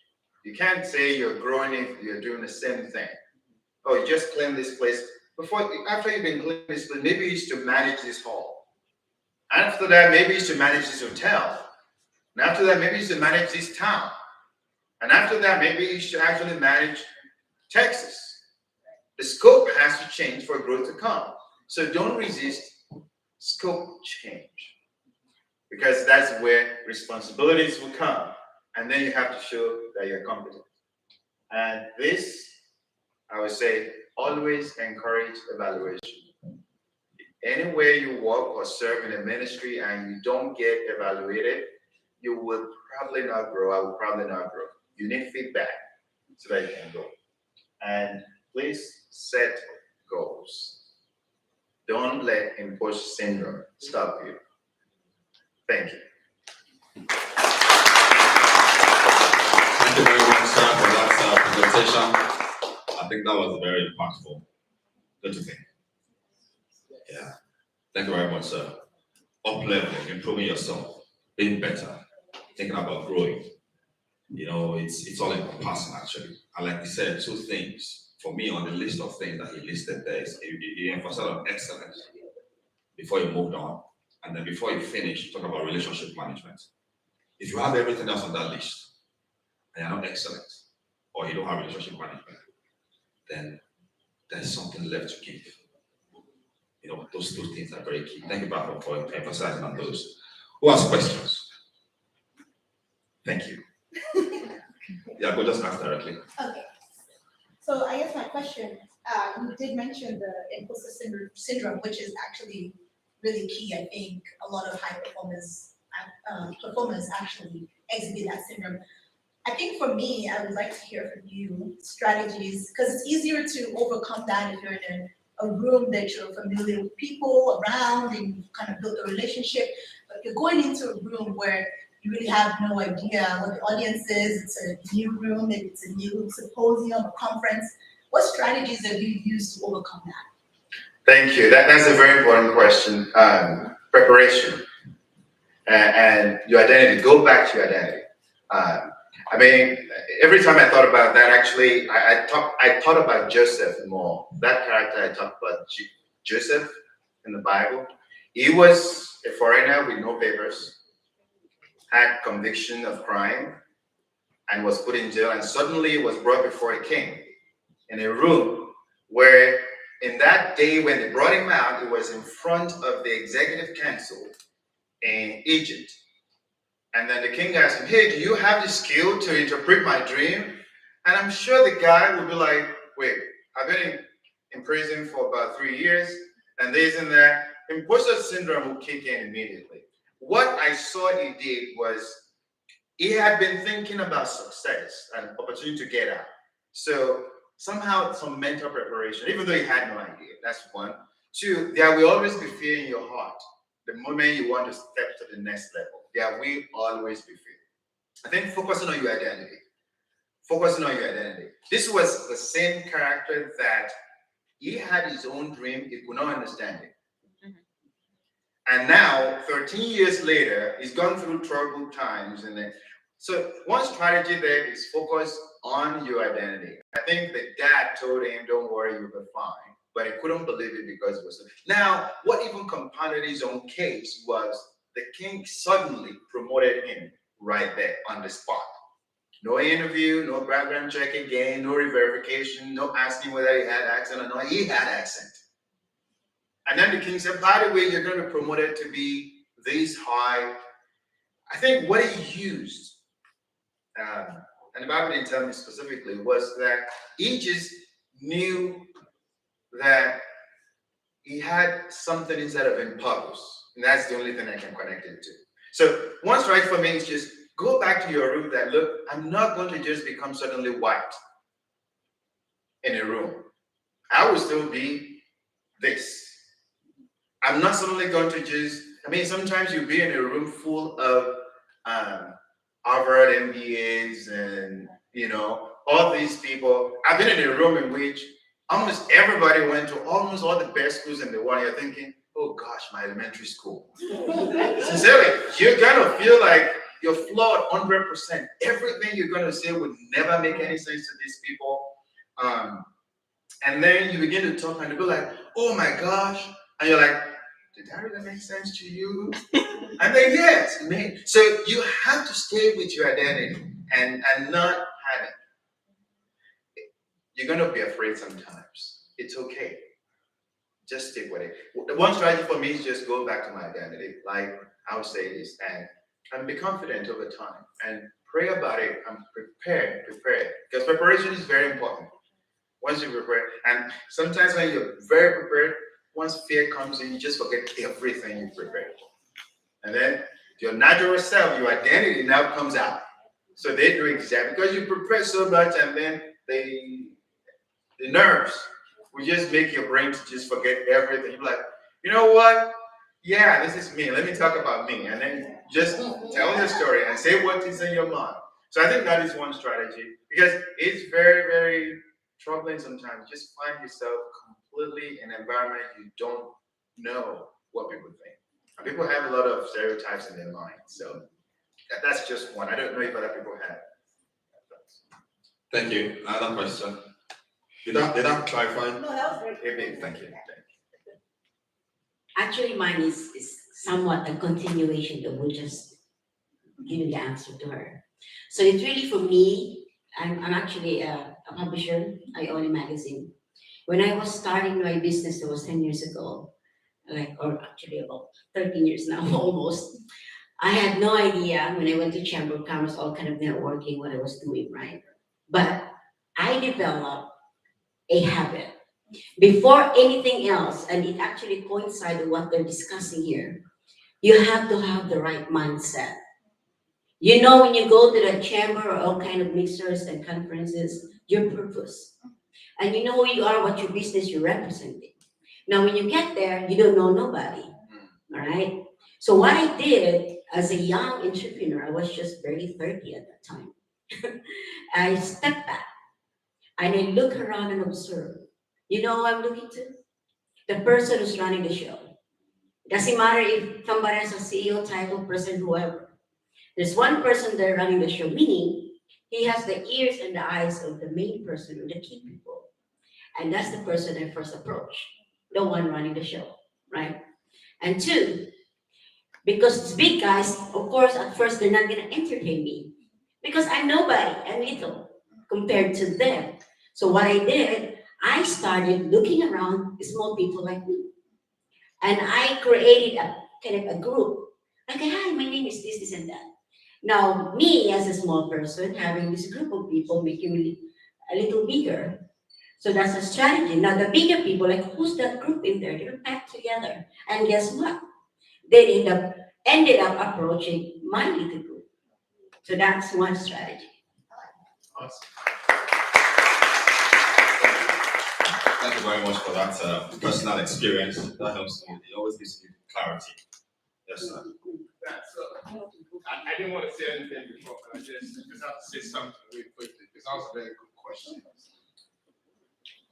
Look at it this way. You were promoted to the leader and director because somebody saw something in you. Yes. So you gotta start from there. They don't just put you there. Be like, there's something that you have in this inside of you. Start from there. Number two, everybody in the room started like you. Regardless of whether they went to Harvard, they went to Stanford, they all started like you. We all have that syndrome. It's not black or white degree. No, we all have that syndrome. So you got to start from that and say, I got something, that's why I'm here.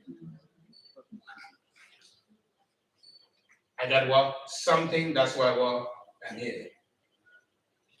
In some cases, some of us work twice harder to even get us to be called into that room. So you got everything that is meant to be in the room. Everybody in the room, they have the same feeling at one point in time. And number three, everybody in the room, they're human beings. And it's God who wakes them up this morning. And the God, the Bible says, the heart of the king and the prince is in war in the hand of God. If God wants them to listen to you, they will definitely listen to you. And don't fight for it. I'll wrap it up with my example. Just a clear, just recent example. Work on a project, spend hours. I know this is being recorded, so. And then manager was talking to me and he said, hey, we were in the room, we were presenting your project. And everybody were invoking your name in front of the CEO of our company and the CFO of our company. They're invoking your name, they're invoking your name. They said, I want to give you that feedback. People were talking about your project. and they're invoking your name. Do you know why they're doing that?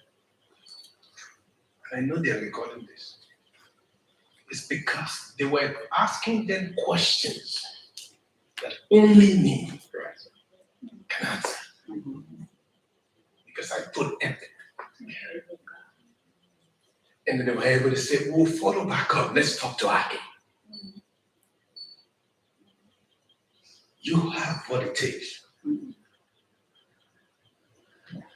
Thank you for that.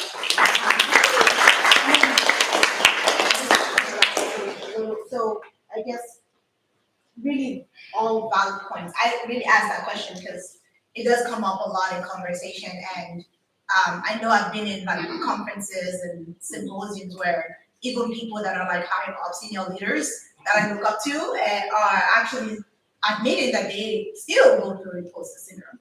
And so I think it kind of comes down to being able to silence that inner critic, right? That voice that kind of tells you that you can't and you won't. And practice helps. I think people mentioned that, building up your confidence, your expertise. So I do like those.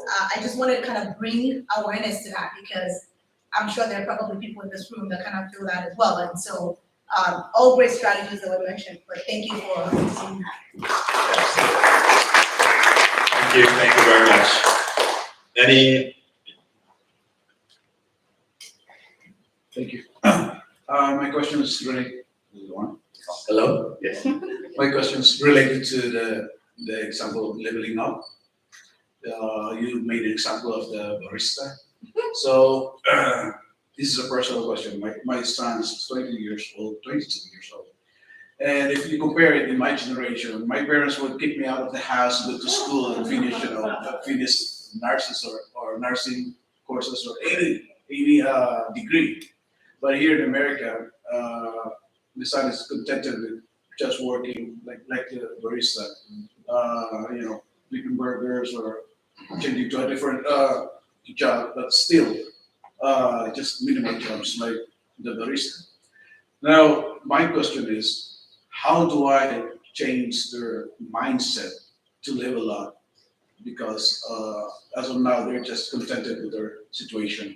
So as a parent, we tried our best, like go back to school, but they don't want to go to school, finish a degree, or find a permanent job that has good benefits or better jobs than the barista. So how do we encourage them? Absolutely, thank you. That's a great question. One of the reasons we actually doing this program is to make sure that we are becoming the flag bearers. I don't know how many Christians want to become mayor of this city. Sometimes I think I want to be. I don't like politics. But if no one sees a role model that is high up there, they're never going to be. They're not want to do it. So what we need to do, especially for younger generation, is to actually talk about the value of uplift to them. And that was why I was trying to paint that picture. Somebody's making $10,000 every hour. It's not, if you talk to, I was tempted to actually write, because I did a paper on Walmart. And I wanted to write, because actually I asked them for HEB, I did a paper on HEB as well. Because I wanted to compare why is HEB not as big as Walmart. So I wanted to write. So we need to know that there are human beings that are not geniuses, so they are not from another planet, but are doing it, talking about it, showing them example, and also seeing that being Christian, being a believer, you can do these things. So I think conversation would be a very good start. And two, showing them what are the options, because many times people think it's impossible. One thing that at least a couple of things we've identified is excellence. If we key in to excellence, know your craft. I don't know how many people like basketball here, but if you actually look at people that can throw 3-pointers anywhere you put them on the court, it's just it. They don't have to beg for positions. The coaches will look for them.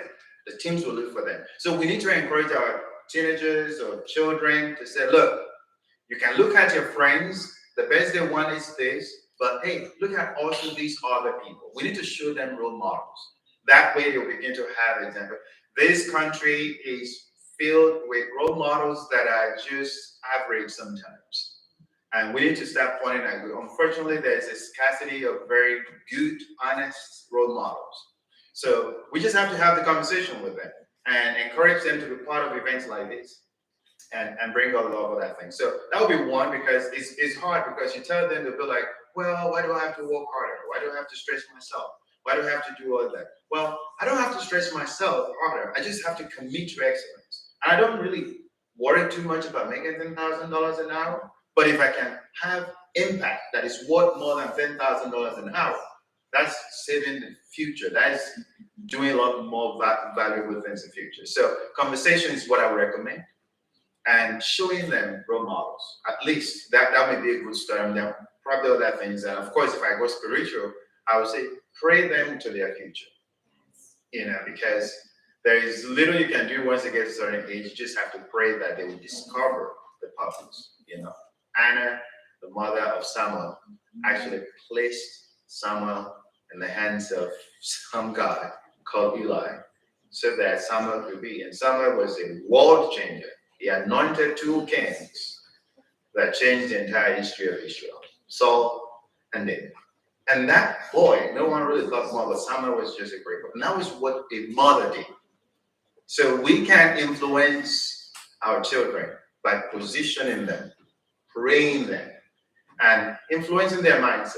I know most kids want to have tattoo all over their bodies, ring in their noses, and do other things.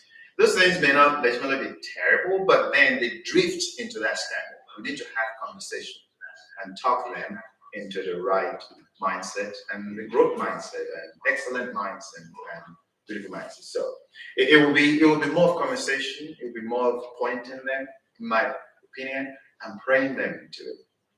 And I believe the rest, and we can have a lot more ideas around it. Thank you very much, sir. Thank you for that analysis and summary. Is there another question? Okay, let me just ask something, just to add to what you asked. I'm going to use a story I read some time ago. They were going to interview a number of young people for a particular job. And a number of guys are coming for that interview. And this particular guy was walking in. And he was walking in, he saw a tap that was running, there was nobody there. He put it off. He walked in, he saw something, a fan walking, there was nobody sitting there. He turned it off. He saw something out of place, he placed it properly. He just did right things that were not going right around him. Without anybody asking him, without anybody telling him to do it. He put them right. And then he sat down and waited for his time for the interview. When the interview came, they gave him the job. Why? Because everything they had placed that was not right was part of them testing character. Are you going to do it without being told? Are you going to put something right without being told? Excellence. And when they asked the boy, why did you do all that? He said, every time I saw that, I just had my father or my mother's voice in my head. Next time you put that light off. Next time put that tap off. Next time something is on the floor, pick it up. So that mentorship is key. That conversation is key. If somebody is watching somewhere, if you don't do it right, somebody is saying it. If you write that email and your typography, your punctuation is off, so a number of things are not right, somebody is watching. You do extra, you go the extra mile, you do something extra than what you're required of. Somebody is watching. The barrister learns about supply chain, knows that inventory is low, goes to the supervisor and tells the supervisor to get the inventory back up. You go the extra mile, somebody is watching. So I like what you're saying, excellence. Excellence gets you there. It moves you up. It lets somebody stand for you and sponsor you in the room when nobody's watching. Excellence. The young ones amongst us, excellence. And then relationship management. Thank you very much, sir. Thank you very much. I think it's been an insightful session so far, and I'm sure we're learning something. Before we go on to the next on the agenda, we're going to have a panel discussion, and we're going to talk about challenges and starting a business and running a business. Before we do that, I'll still take another 5-minute break. I'll just take a breather. If you want to ask some more questions, talk to the presenters themselves and ask them directly. Let's have conversations, have a drink, and then another 5 minutes. Should I make it 10 minutes? 10 minutes? Another 10 minutes, we'll circle back and we'll have a panel discussion. Thank you very much, everybody. Thanks for your patience.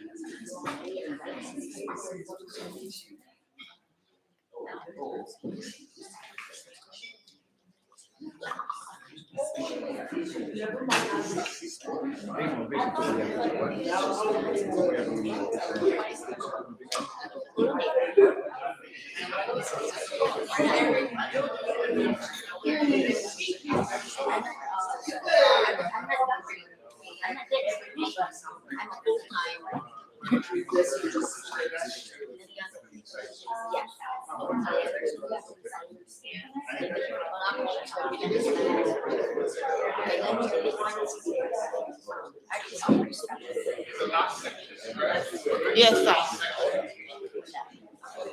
Yeah. We're going to the last section.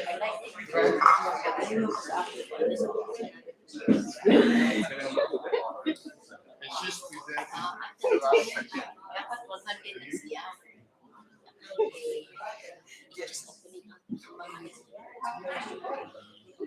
Pero pwede makamaparte yun.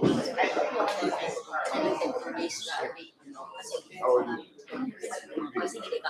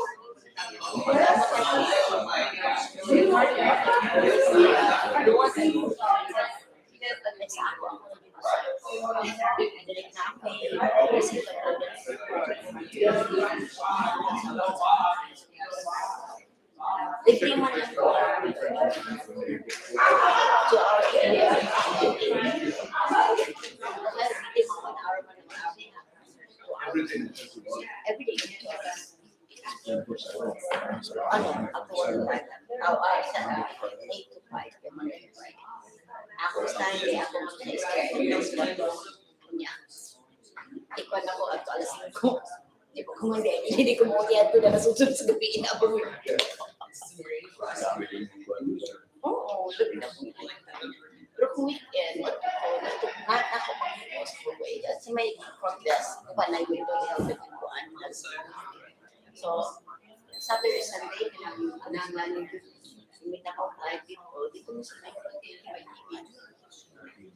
wala na kalito, I like to say, I want to use my course as a full-time person.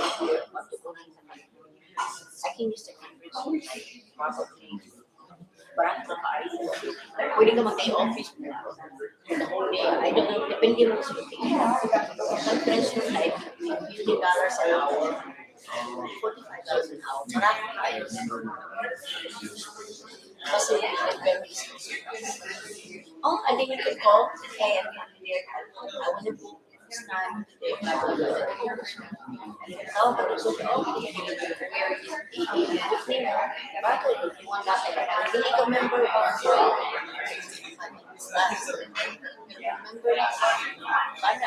ako sa bayaran na gusto na ako hindi ko bayaran ng tao. So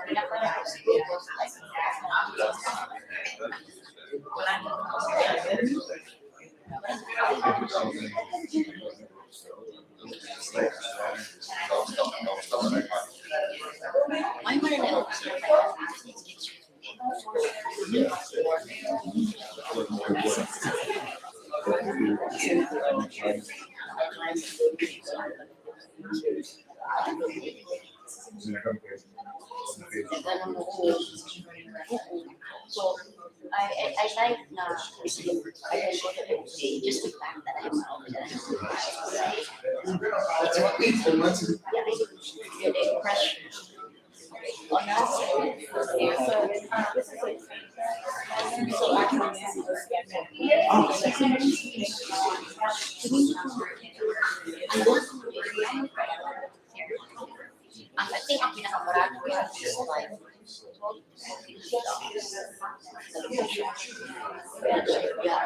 Ito sana, buti na nila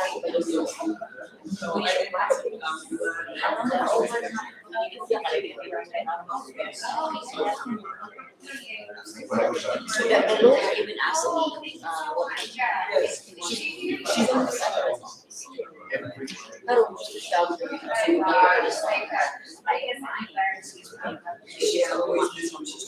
at that time, napagalakan na siya wala pa, na-open ako pa. Karoon na ikuan ko. Oo, in-include ni mo. Sila na yung provide din. Pagibit-bit na na ako ng pagibit-bit na na ako.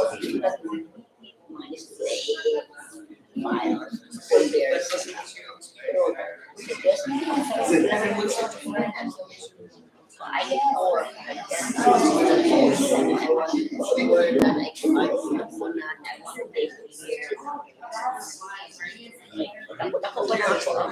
Okay lang sana.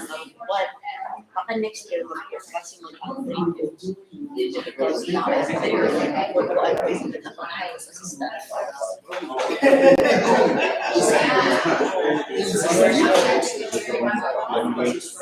assistant or I'm hiring here in the honest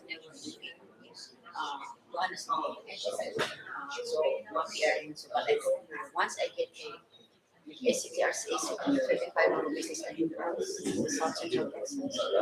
Now I can do anything and opportunity to do Right. Yeah. I propose for the seniors and university.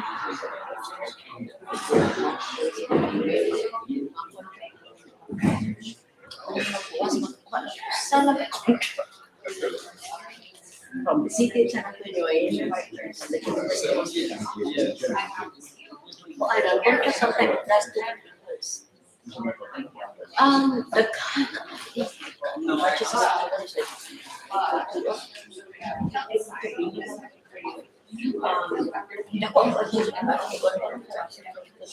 the guy structure so I'm watching again our business is for publishing right now for the small businesses so I thought we were going to skip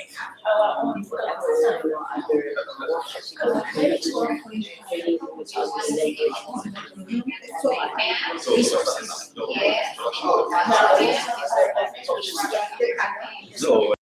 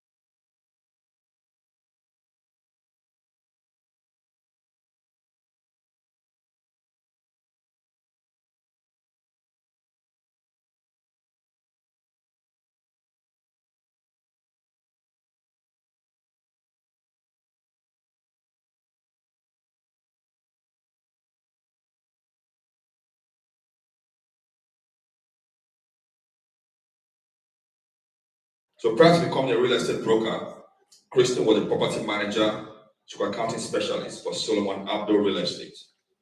While working for this highly acclaimed group, Kristen developed a unique insight as she was able to not only help run his real estate company from the inside, but also developed a skill in working on the land, on the landlord side, negotiating deals and bringing these deals to closure. Kristen not only covers the San Antonio market, she also represents clients all over South Texas. She brings many potential personal clients seeking properties along with many networking partners as well. She is closely involved with the San Antonio Dental District Society, the University of Texas Health Science Center students and residents of various fields, and medical real estate group. Let's give a round of applause again. You have a lot of experience to bring onto the table for us for this presentation, and we're glad that you're here with us. Thank you. Thank you, Kristen. I also call Busola Salako onto the high table, a member of the panelists. Busola Salako is a certified public accountant and she also has an MBA. Her position currently is the Director of Accounting. She has over 20 years experience in finance, information technology, and continuous improvement initiatives. She is a lead in periodic close cycles for 3 business units with over 1.1 billion in annual revenues and corporate division. As a transformation specialist, she runs 3 business units with 130 million per year to a shared service environment. As a champion, she has ASC 606 revenue implementation. She has 7 years standalone statutory audits. She's done that on her own. Walkthroughs and external reporting audits. In automation, she's created Rumba scripts, implemented in 16 plus locations, and saved over 40 hours per week. Education. As I said, she's a certified public accountant, licensed in Texas. She has an MBA from the University of Texas in San Antonio, and she has a BBA accounting and information systems, University of Houston. Personal and community service. She's a women ERG co-lead, the networking team. Presently, she's doing that. Women's Network Board member, educational team co-lead 2020. Children ministries to teachers to shepherd 2010 to present. And she's married 13 years now with 3 kids. Let's give her a round of applause. So we have an experience on the panel with us today. I also called Dr. Kemi Adedeji. Let's give a round of applause. Dr. Kemi Adedeji is a director of rehabilitation at 3H Therapy Services. Dr. Oluwakem Adedeji, physical therapist and a doctor of physical therapy, nicknamed people call her Kemi, is the founder and owner of 3H Therapy Services, providing physical therapy and occupational therapy in San Antonio, Texas. Also an adjunct faculty at University of the Incarnate Word School of Physical Therapy, San Antonio, Texas. Her education, she has a BSc in microbiology from Babcock University in Nigeria. She has a master's in food safety and quality management, University of Greenwich in the UK. And she's a doctor of physical therapy, University of the Incarnate Word, San Antonio. She's certified in functional movement techniques, certified economic assessment specialist, and certified competency in vestibular rehabilitation. She runs her own business. She started it from scratch. So we're going to be learning a lot from her today. Give her a round of applause. I'll call Dr. Akintunde Ojo.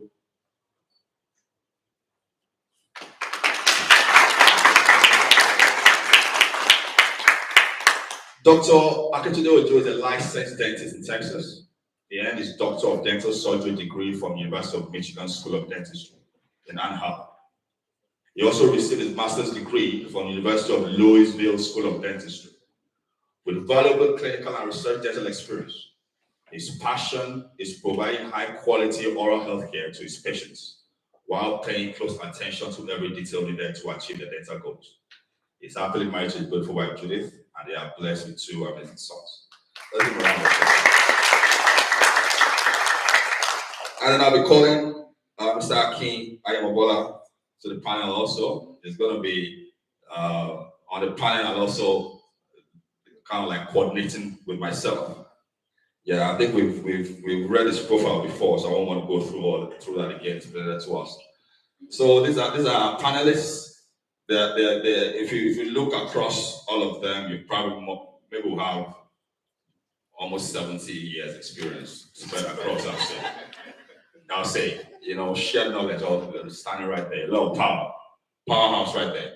So I want to encourage us, be open to ask questions. What they say, people put years of experience in a book, and then you buy the book for maybe like how much do books cost now? $10, $15, 1,500 years of experience. Way more. Way more, right? So we have a lot of experience right here, and you're going to hear it straight from the horse's mouth. So I encourage us to ask questions. Thank you very much. So just to kick off, on challenges in business, I'll ask the first question now, and maybe I'll say maybe Dr. Kemi should answer that. What does it take to start a business? From your experience, what does it take to start a business? I was almost going to say praise the Lord. But there's nothing wrong with saying praise the Lord first. I think it's a privilege to be here. I'm really honored and I'm really humbled, even though this is my church, but I'm very humbled for us to be able to share and, impact people. One thing about starting up a business is everything that's been said today. Identifying your purpose and knowing who you are. One thing I've seen and still going through is you have to be willing to learn and you have to be open to feedback. Not as a business owner, but as a adjunct faculty. One of the things we do teach students in the physical therapy school is feedback. If I had any of my students in this room, they'll probably tell you the same thing. They tend to always say, well, I think I did good today. Well, that's great. And then I say, so what's the constructive feedback? What can you do better? Okay. Think about how this class went, or think about how this case went. What did you contribute? Okay. What are the mistakes that you've made? Because you can either kill the patient or you throw the patient down. Okay. If you do not know what your challenges are or what your errors are, then it's really difficult for you to be better at what you do. So I would say it's hard to accept criticism. Is that to accept that you're wrong, because you always think you're the master of everything because you started it. But then with having a business is you have to learn to share. You may have the insight. You may have, I want to develop this. I want to put this microphone together. But I want to keep that idea to myself because I want it to just be about Kenny. But that's not the point. I may spend so much money, but I still cannot put this microphone together. All it takes is just sharing with somebody who, like Pastor did say, could be a mentor that is above you, somebody at the same level as you, or somebody below you. The funny thing most times is that person below you can actually see, because those people that you supervise, they actually see all those loopholes more, versus you who is at the top, you're focused on numbers, okay? So those are some of the things that I think with starting a business, we don't see at the beginning, and they come as challenges. But if you're true to yourself, identifying your purpose, your personal branding is your testimony, okay? Having mentorship and feedback, that will make you a better person. That's just my thing. Yes. Like you said, so I'm going to be moderating with you when I'm sitting there. So I think the next question is for you, Christine. So can you tell us some of the challenges that you faced when you started your business? Because from your profile, it looks like you started working for somebody. And doing that, you discover that I can do this myself. And so can you just walk us, and it's a lot, but can you just walk us through the hurdles and the challenges that you face, just branching out of somebody and establishing your own practice? Yes, that's fine. Okay. So yes, to answer your question, I think okay, that sounds better. To answer your question, yes. So being able to work under somebody originally is how and where I am now. Without that experience, I would have never opened up my own group. Prior to that, I was always helping others open their own practices. I'm commercial real estate, but I really niched into healthcare and helping doctors, dentists, pharmacists open their own practice, take their dreams to reality. And I was able to take all of that experience and use it for myself in 2020. So in 2020, I had nothing to lose at that point to start up my own business. I could never leave my old company because my commissions, I had a contract with them, and any unpaid commissions, I wouldn't get paid for. So it was always, how much do I leave on the table when I leave? And so I could never leave. I was so scared. So 2020 came and the world shut down, and I had nothing to lose at that point. So I was able to say, great, and I'm going to start my own business. I'm going to do for myself what I've been preaching to everybody to do.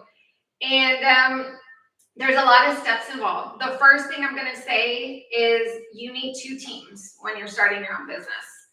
You need the team that's going to support you to get you there first. That's going to be marketing, insurance, bankers, financial,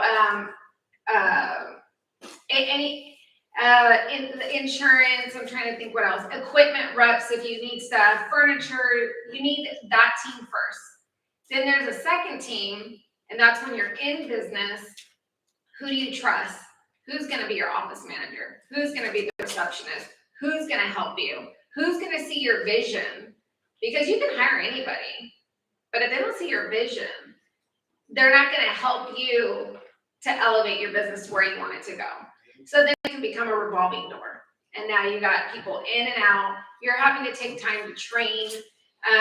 And so that's really what I've learned, and the things that I've had to take and do for myself to get to where I'm at now. I have a very successful group. It's called MC Highline Group. It's me and my business partner, Marie.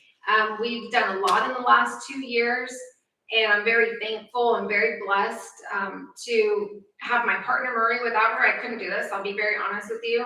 We come in with over 20 years of experience between property management, commercial, and residential. Without her, I could not do this. But we are here and we're expanding, and everything I've taught or told everybody. Dr. Ojo was actually my client who I helped him open up his own practice. And to be honest, everything I told him is what I had to take my own advice. So those are the things that honestly helped me to get there. Lots of steps, a lot of people, you need the support.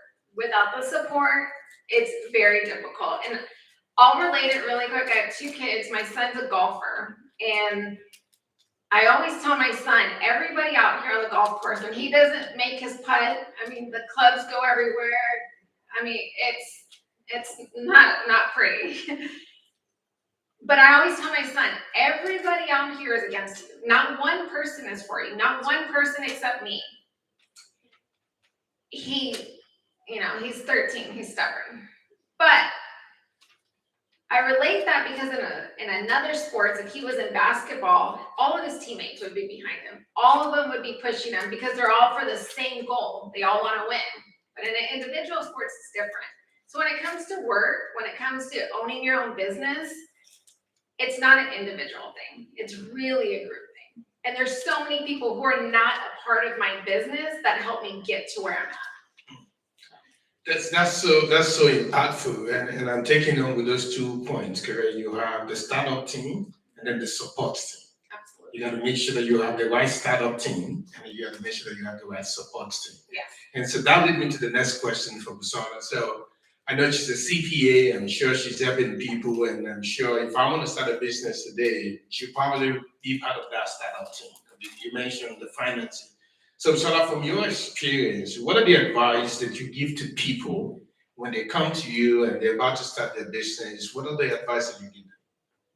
That's a great question, Akin. So, for me personally, and I would say, I've been in like industry for 20 years, and then I personally started my own consulting firm and financial reporting firm about, say, maybe about 2 years. And for me personally, I think it's important for you to have the right vision, right? So kind of put together a business proposal, right? Know what it takes to get that business up and running, right? So that you don't run into financial hardships downstream, right? So if you need like a loan or to invest in that way, know what it takes to get that loan from the bank, right? Put together like a 5 to 7 year strategy, showing what your pro forma is gonna be, how long you expect a payback, right?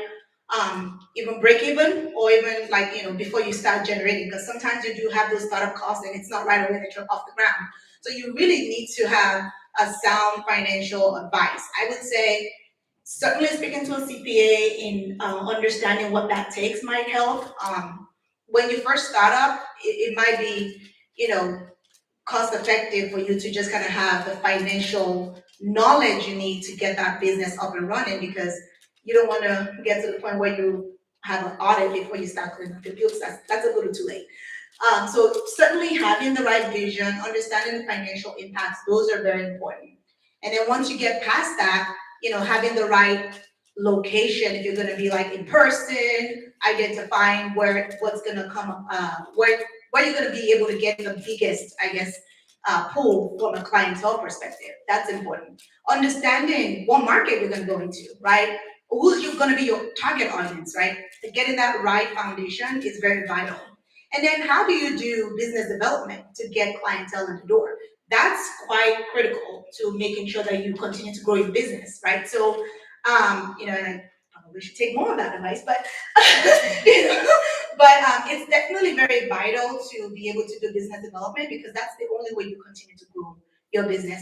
And then the last thing I would kind of leave on the table with that is the people side of it, right? And the people touches like the employees that you're going to bring in, the management team you're going to bring in with you, as well as who's going to be that advisor or board of trustees you're going to go to, right? It's going to challenge you, right? So you don't really always want people that are always going to be in your corner and supporting you. You want people that are going to push you to that next level, because no one gets to the next level by just sitting and kind of having the supporters saying, you're doing great, Sometimes it takes you need to do better. You're like, okay, hold on. Okay, fine. Let me take a look and let me see what I can do better. So you do need both sets of people on your side, challenging you and making you look beyond the vision that you have right now.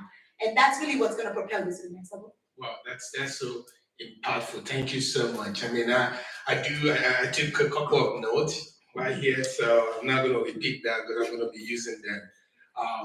But we're going to leave it open for question 2 to the audience. So just give me 1 second. I'm going to do another question to Dr. Ojo. Now, Dr. Ojo, you've been in practice, and I've been to your practice before.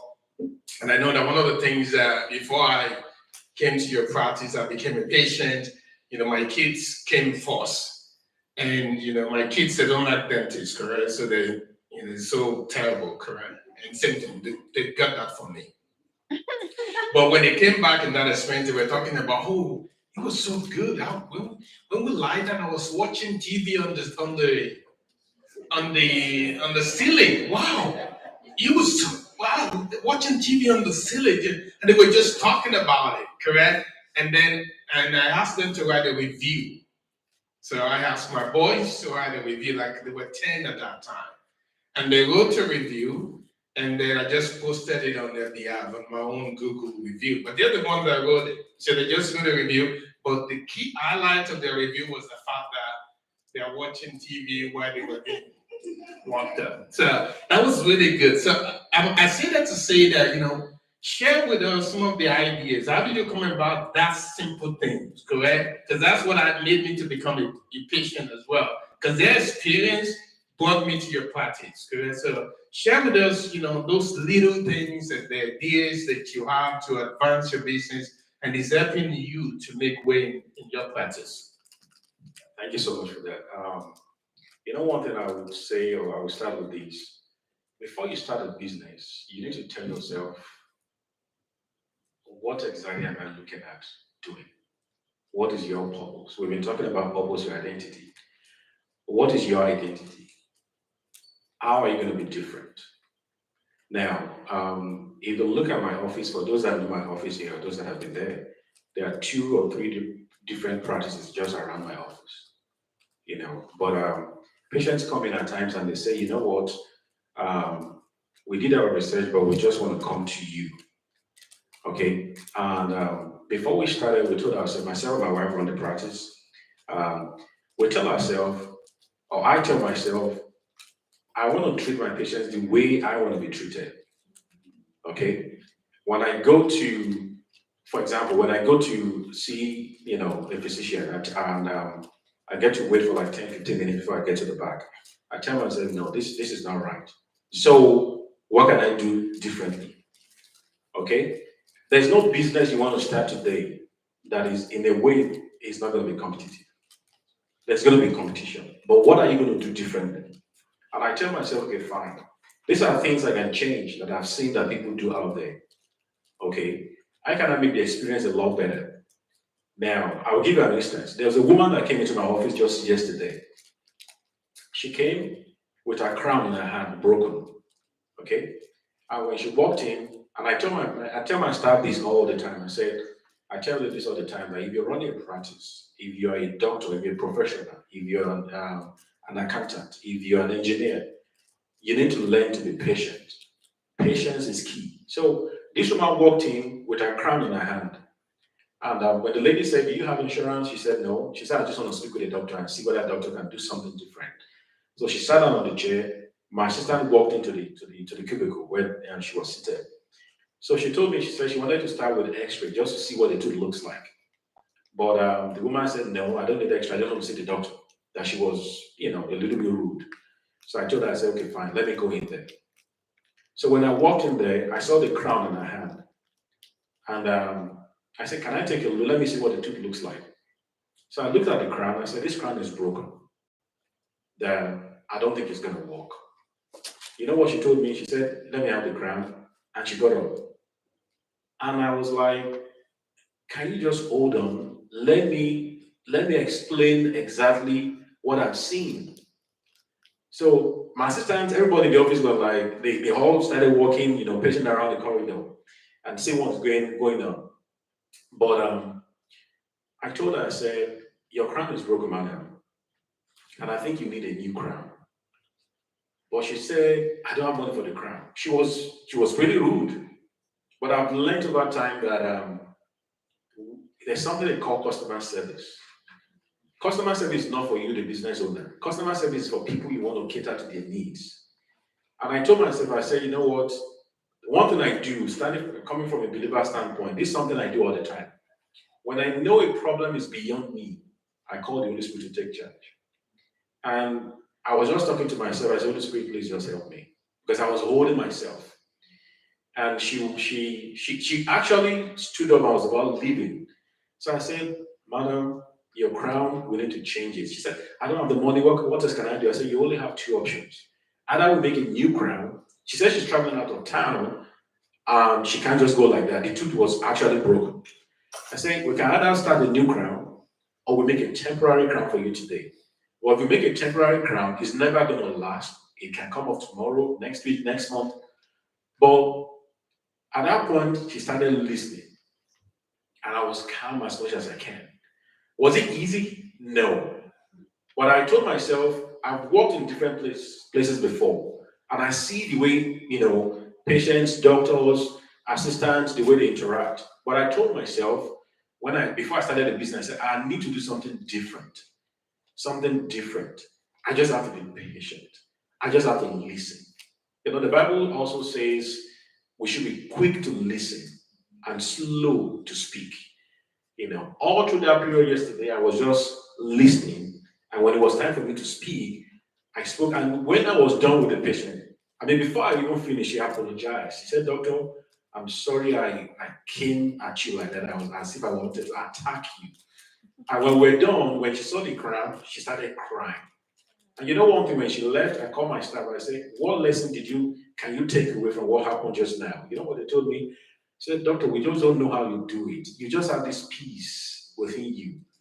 And I tell them this, I told them this yesterday, I said, it's not about me. It's about you just handing it over to God and telling God you want something different to come out of you. And that's one thing I always do. I've worked elsewhere, like I said, I told myself I need to do something different from what other people do.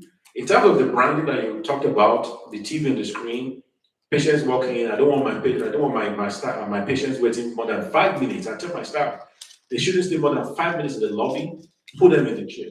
Now, if a patient sits on the chair and they have something to occupy them, even if I'm still busy, it still works. But the truth of the matter is, you want to do something different. What is it that other people do? What is it about you, especially as a child of God? What is it that you can do differently that people will see and appreciate in you? I think that's one that I tell myself when I started this business. Thank you so much for that. So I'm going to leave it open, for questions. Before, I think one key point from what he said is about, obsessed with customers. How many of you know that about Amazon, right? Amazon will tell you that they are obsessed with what? With customers. So I literally have to tell my wife, I don't want these boxes anymore. Because it's like every day something comes, every day something comes. And you know why? Because if I have a slight issue with that thing, I just return it. I just said, oh, I didn't even like this. I return it. And so that confidence made me a return customer all the time. And guess what? Their key goal. But Amazon, in the past, you worked for them before. I interviewed with them, I almost worked for them. They're obsessed with their what? With their customers. And when you are in business, you gotta practice that. Make it about customer. I didn't even know that you don't want, even though your patient can still wait 15 minutes, but you bring them in 5 minutes and then you just occupy the other 10 minutes watching TV. See? They won't complain. They're still waiting for 15 minutes, but at least you're occupying it. That's so good. Thank you. All right. Any question from the audience? Anybody, you have a question? You have these experienced people here. So if you have a question for them. Yes, we have a question from back here. Tell us your name and then. Hi, my name is Victoria Vargas, and first and foremost, may God bless every single person in this panel. This is a beautiful, beautiful vision and a beautiful view from here. So thank you so much for taking the time to come out, and to Grace Pavilion Church for even constructing this. But I just started my own personal business, and I'm not a person with social media. I deleted all social media accounts about 5 or 6 years ago, and it's been peaceful. But I'm noticing in terms of marketing that I have to branch out. What would you recommend? Or where really should I start? LinkedIn, Instagram, Facebook, and what has been beneficial from your perspective? Yes, so that's a very good question. So I'm gonna start with you, Christine. Can you guys hear me? Yeah. Okay. Okay. Coincidentally, I just shut off all my social media too. Really, I did. And I'm gonna tell you, it is peaceful. However, my business partner though, I turned off all my personal. But my business partner still has our work one up. And she's one who posts. Actually, while I was in here, I'm sending her pictures and she's posting on her stuff. And I will tell you, if you can get you don't want to be that person because you don't want to touch it for maybe temptation purposes for personal. If you can get someone else maybe to help you and just do the business side of it. And I would say Instagram and Facebook. A lot of people say Facebook's so old. I feel old now when I talk about Facebook. But honestly, I still think it has a lot of power in the social media platforms. Instagram definitely does because Instagram's all visual. Facebook, you can type, but Instagram is visual. But TikTok, man, my kids love that. And my kids bring me stuff that I have no idea, and I'm learning from them. So if you can do some short, quick videos too, definitely I would suggest it. What type of business did you start? So I have a rental property for travel nurses. So I have a location downtown where I'm starting to have corporate contracts with apartment complexes. But I'm trying to branch out into like duplexes and everything and have furnished homes for travel nurses because I see during COVID it's a big market right now. So I just started off this beginning of this year. We need to talk. Yeah, absolutely. I have a few furnished houses right now. That's perfect. Yes. I do it for pilots in training. Oh, wonderful. But we're looking to branch into the nurse side. Oh, absolutely. Yes. Dr. Ojo? That's networking style up right there. See right there. You see the power of this meeting, correct? That's so good. That's so good. Anybody else want to talk about that? That was a great idea, correct? Because you have some personal stuff and you're not a social media person, but your business will need that, correct? So, and I like the the Instagram that you talked about, and I'll use Dr. Ojo as an example, correct? So I'm not on Instagram too, correct? But every time I click on it, I see either his wife or himself show up taking care of patients, and it's just a picture, correct? And it just reminds me of their practice. So I think you will need that. I think in this day and age, you need that to appeal. And remember, your next generation customers, they are children. And they're not going to be on Facebook. They're going to be in TikTok or the next one that's going to come up. So you got to be able to do well to attend to them.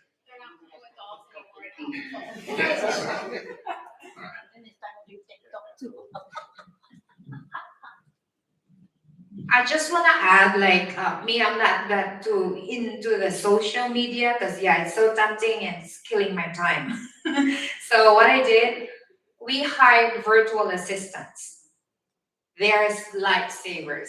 Like, I can only focus on doing my thing, what I'm supposed to do, and behind the scene, they're the ones putting it out there for my social media. So they're taking care of my Instagram, my Facebook, and not TikTok yet because it has to be more personalized, and I don't think I can do it. But so far, it's the one that works for me is still Facebook.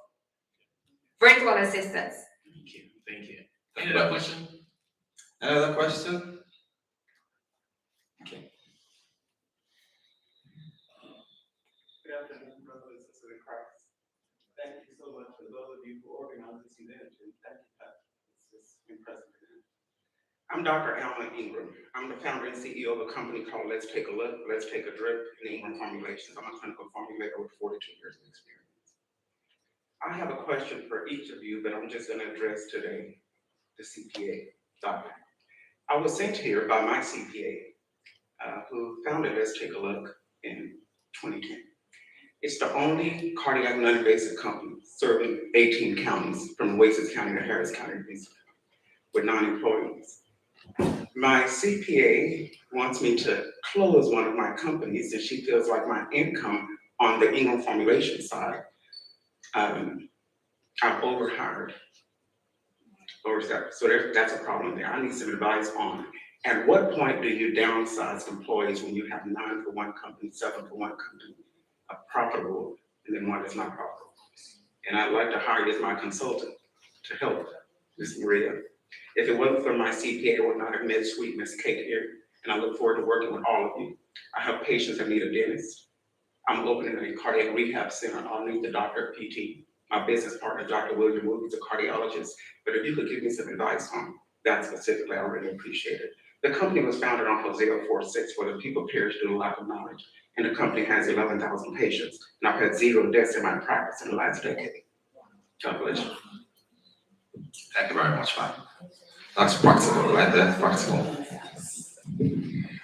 All right, so I'll kind of start off really by saying, so based on what you said, right, you kind of have great testimonials about your business, right? And it sounds like it's not profitable, and that's really the main reason. Just reiterating what you said, just to make sure I captured all of that. it's not profitable, and that's really why you're looking to downsize. And so are you concerned from a downsizing perspective, the impacts of the employees? Okay, I just wanna, okay, so that, Company number one, and I'm very transparent, right, grows 400,000. Company number two grows 350. Company number three grows 600. So when you total that's 1.2 billion. But when I look at company number two that grows 300, I need to blend some services from the lab services over to the other company. And, you know, the employees I treat as my family. I don't want to terminate them. right, So I'm trying to send them back to school and be phlebotomy so I can use them for the company that keeps me the busiest, which is the formulations company. And I'm looking at a contract for HEB, this, thank you, formulating medical grade supplements. On the bridge D3 with C. And that company, when I look at all three, that one will be the most successful one. So even if a company grows 300 and you look at your K1 1099 and it's a loss to an employee, excessive overtime. At what point do you have a company that's been around 7 years and you say, you know what, let's shut that down, RS? yeah. No, I think that's a great question. I personally would just advise, and it's interesting, you already have a CPA and your CPA is kind of recommending and then saying, ask another CPA, right? Get a second opinion. That's awesome. So, And that CPA has 30 years of experience. right. What you say that is, I'm planning to franchise the most successful company. I see. Telling me that I need a RCCG. Right. It's very complicated. Oh, I see. Okay, so no, that's helpful, and context is very important to be able to provide advice to that. So, I mean, I think your concerns are valid, right? When you start a business, you kind of have the emotional side of things with it, and a lot of times we're very emotionally invested that it kind of clouds some of that judgment to be very factual about what the numbers are telling you, because again, you're very emotionally invested and you care about the people's lives that you're impacting. What I would advise you to do is have a plan to wind that down, right? So when you say you're gonna wind down and consolidate, I think it's great to be able to consolidate and find synergies that work across the companies, but then have a plan and quite frankly, be transparent with the employees, right? So if you have a plan that says, hey, in a year, I'm gonna have to shut this down, right? But I'm here for you and very transparent. I'll provide you recommendations. I'll provide you opportunities to go out there and seek other employment opportunities that continue to advance you. And maybe things turn around in the future, I'm happy to have you back. Those employees would actually go out there and champion your name and actually bring in business from word of mouth by saying what a great employer you are, right? It's very different from just saying, hey, I can't afford you anymore, so you gotta go, right? Have a plan for them, right? That transitions them out, right? The reorganization strategy of like combining businesses and kind of looking at, okay, I'm gonna consolidate, but this business is now gonna be based out of Dallas because that's what's profitable, right? Are you willing to move to Dallas? I have an opportunity there for you because I'm going to be synergizing and looking for opportunities to streamline.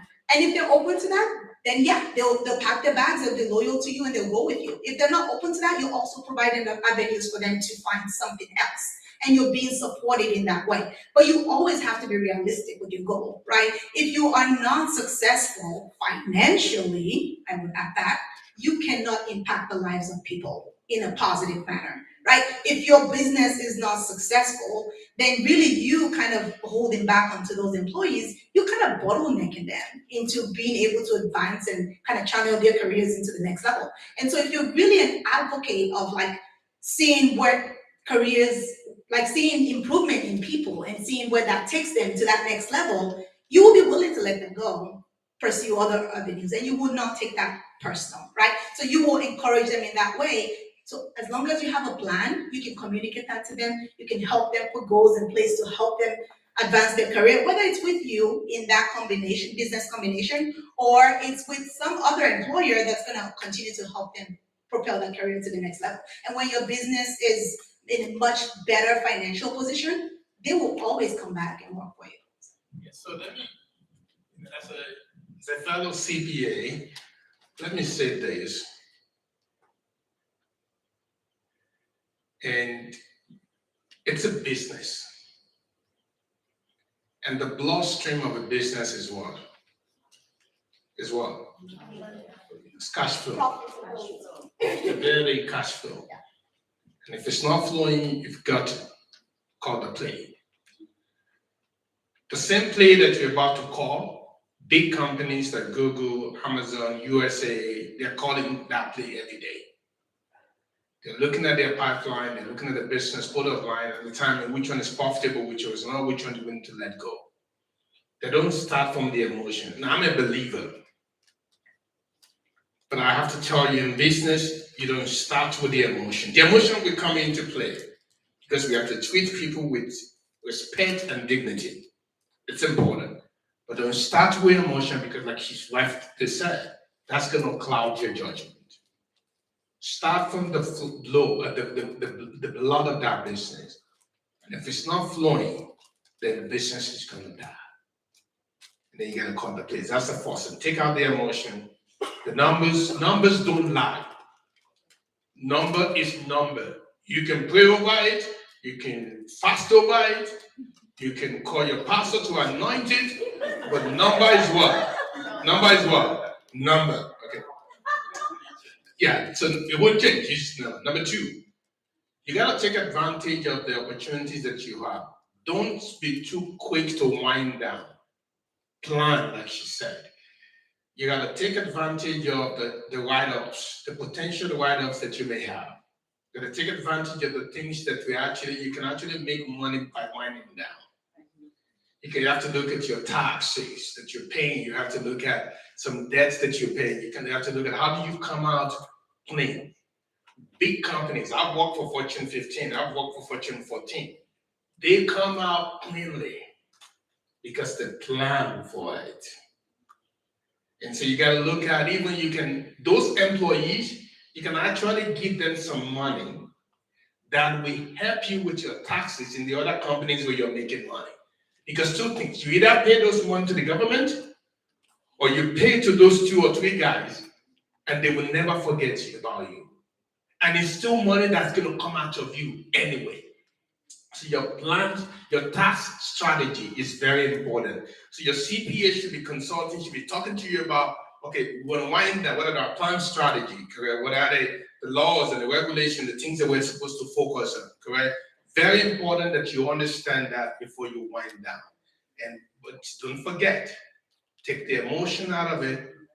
Numbers don't lie, but be strategic about your winding down, because you may wind down and leave money on the table if you don't have the right advice. Make sense? Thank you very much for those insightful comments and answers to that question. A round of applause for our panelists. Thank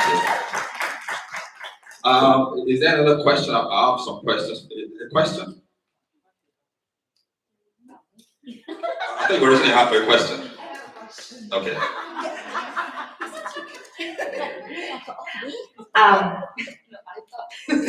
Anyways, this is for everyone who can answer. So prior to having your own business or becoming business owners, you have your own personal career, right? What was your greatest fear in transitioning and becoming business owners, and how did you overcome it?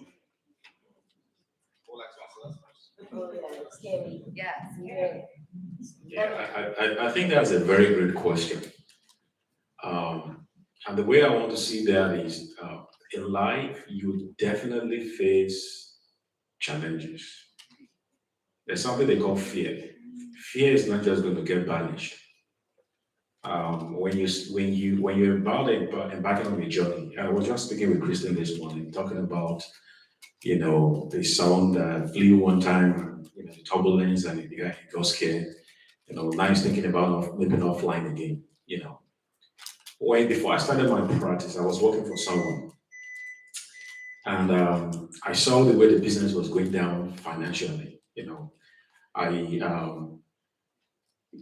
He was in a place whereby the main practice was doing great, okay, and then eventually opened the second one. Now it seemed like both of them were going down, and at that time I had plans of opening my own practice.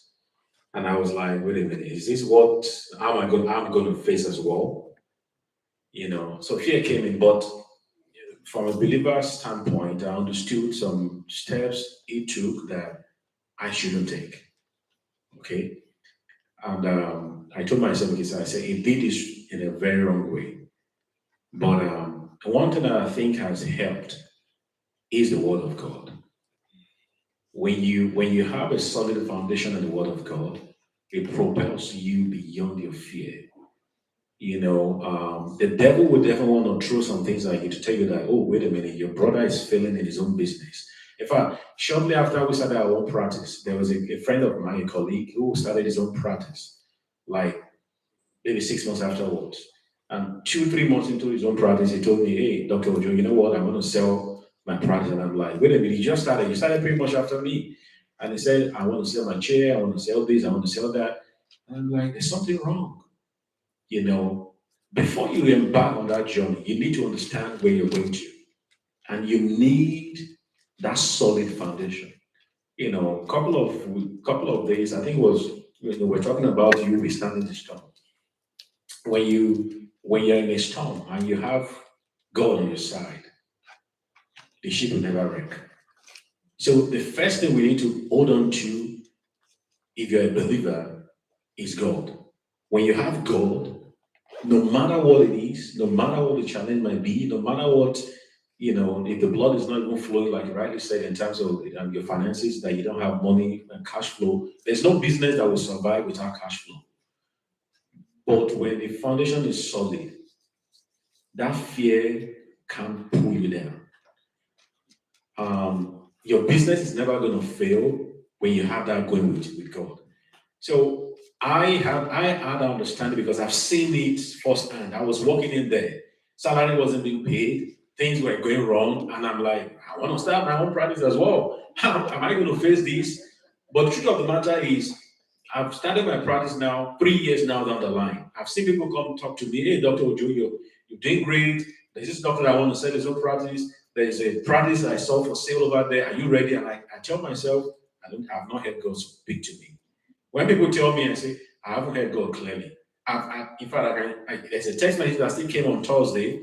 The guy saying, oh, there's an office, the doctor wants to sell. I said, I haven't heard God speak clearly. So I understood that the person that made that mistake ahead made a mistake because he didn't hear God speak clearly. But I am waiting for God to speak so that I don't make that same mistake. We don't have to do things the way people do things. You want to do it the way God is leading you to run your own business. Thank you. Thank you. Dr. You want to add something to that? Yes, I'm gonna make this very personal, because for me, I did not want to have my practice. I never thought about it. I never dreamt about it. I just want to work and take care of my family. This started the open door for me for having my daughter is here. She's 14, going 14 now. But I used to work in Bandera, Texas, as a physical therapist over there.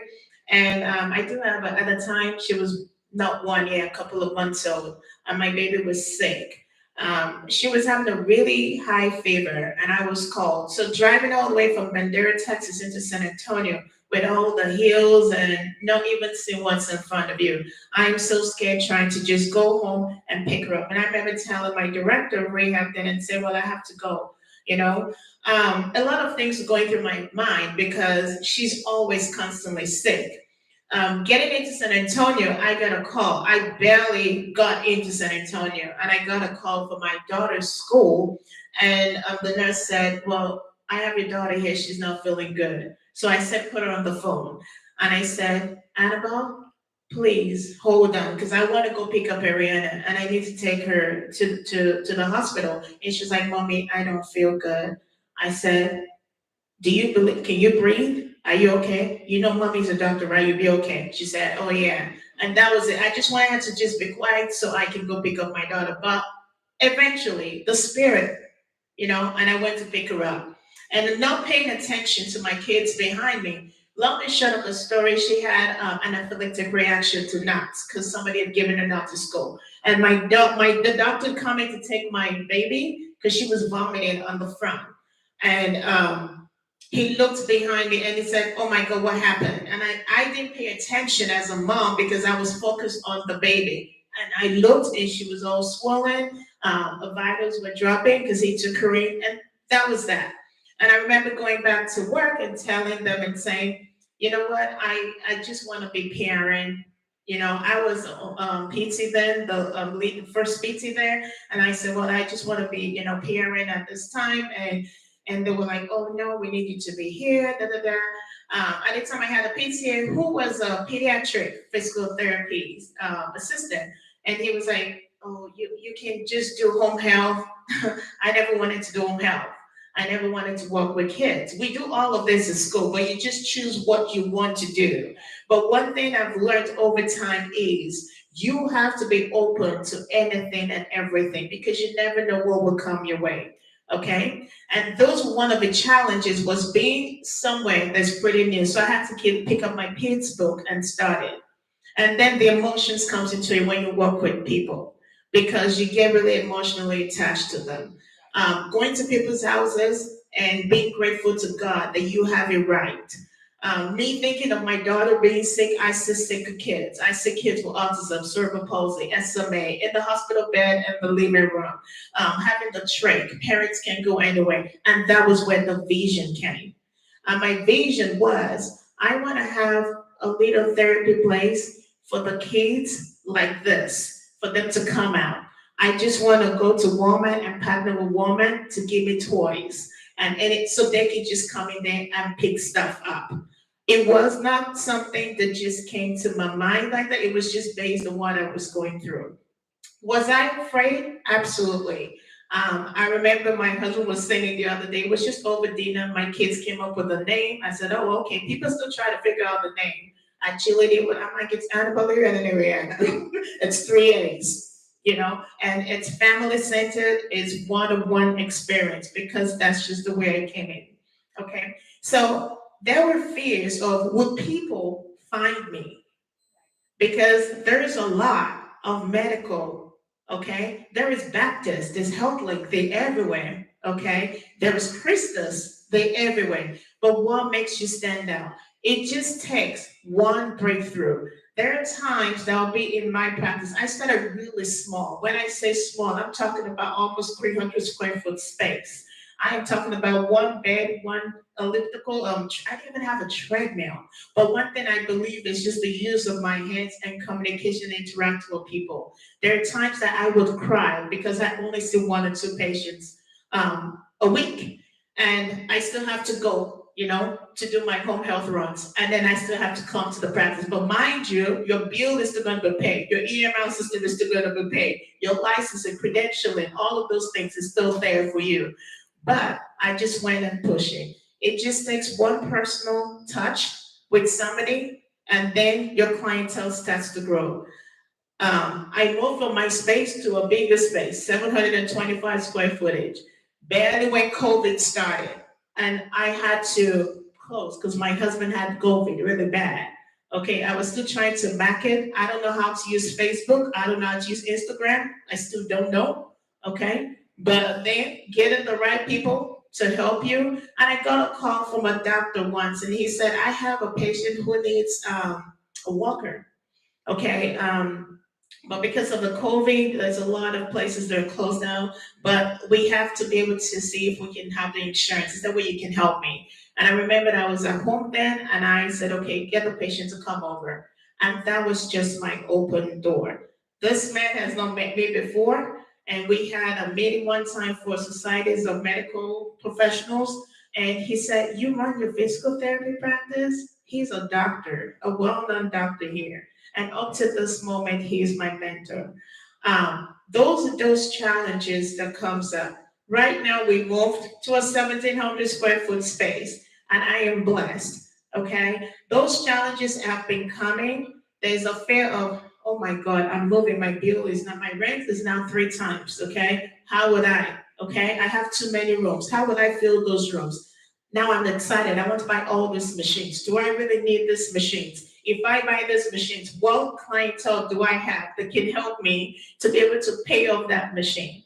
So those are all those challenges that come, and they will continue to come. You are your own boss. You are your own CPA. You are your own front desk. You are your own billing and coding.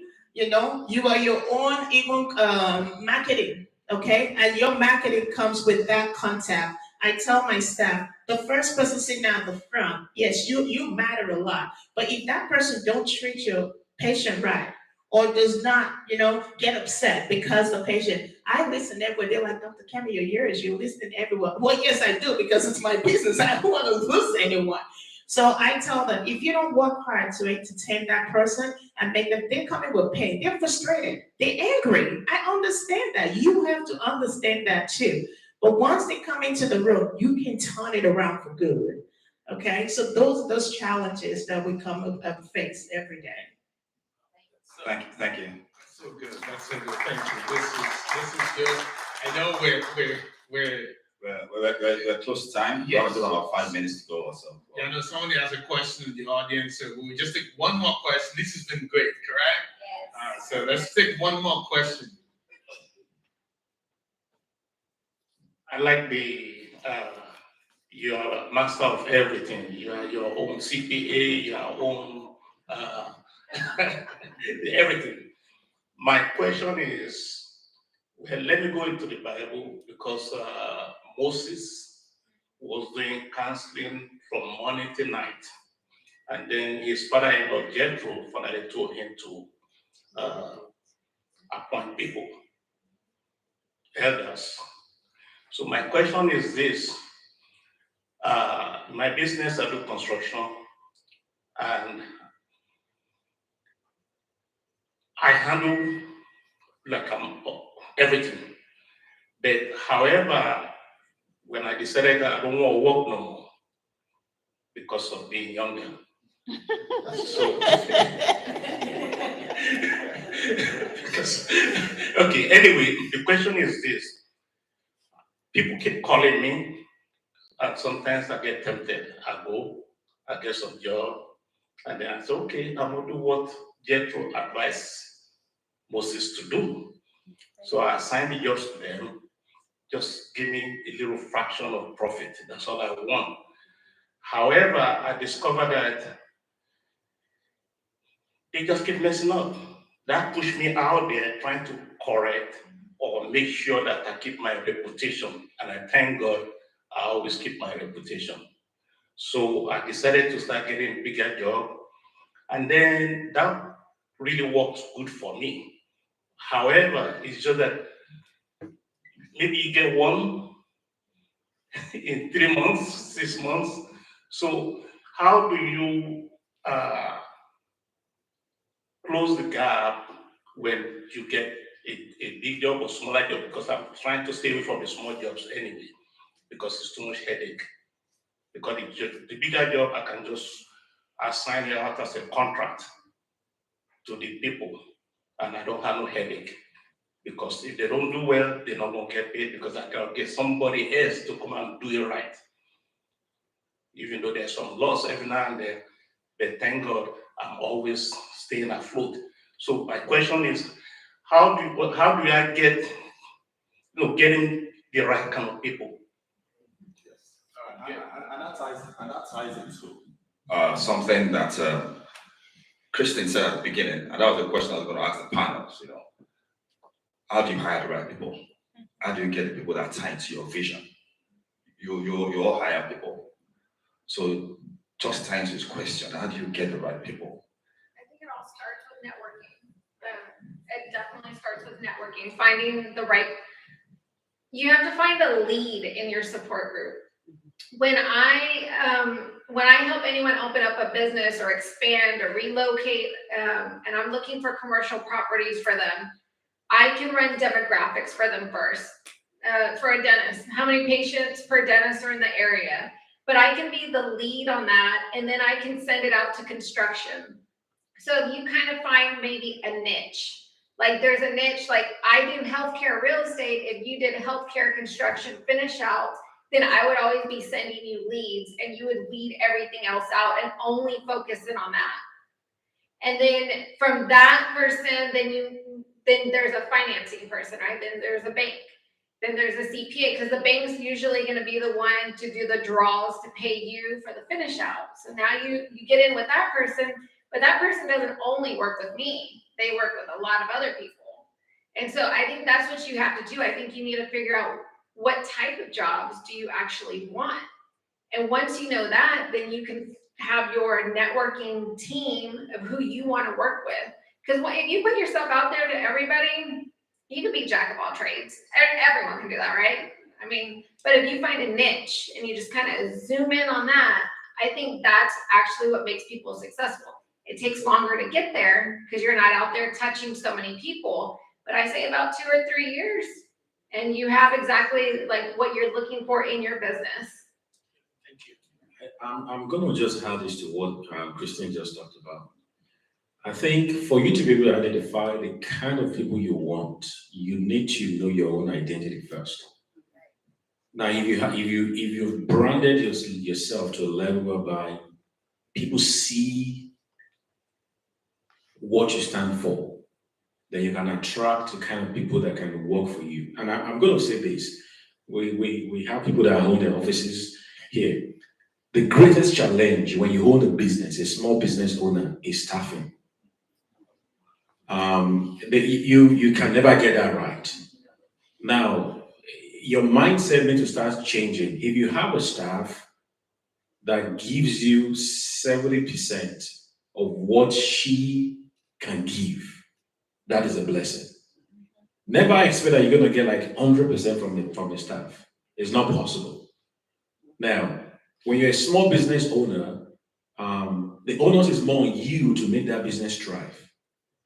I tell you this, there are times in my office, I'm walking down the corridor, I've seen them pass, their trash and stuff on the floor, okay? But as I'm walking past that same area, I see it, I better pick it up. I see that white stuff, I pick it up. But then they just keep walking. Now, when you're bending to pick it up or you get a vacuum to go clean up that area, they're like, oh, doctor, let me. And I'm like, don't you see the fall?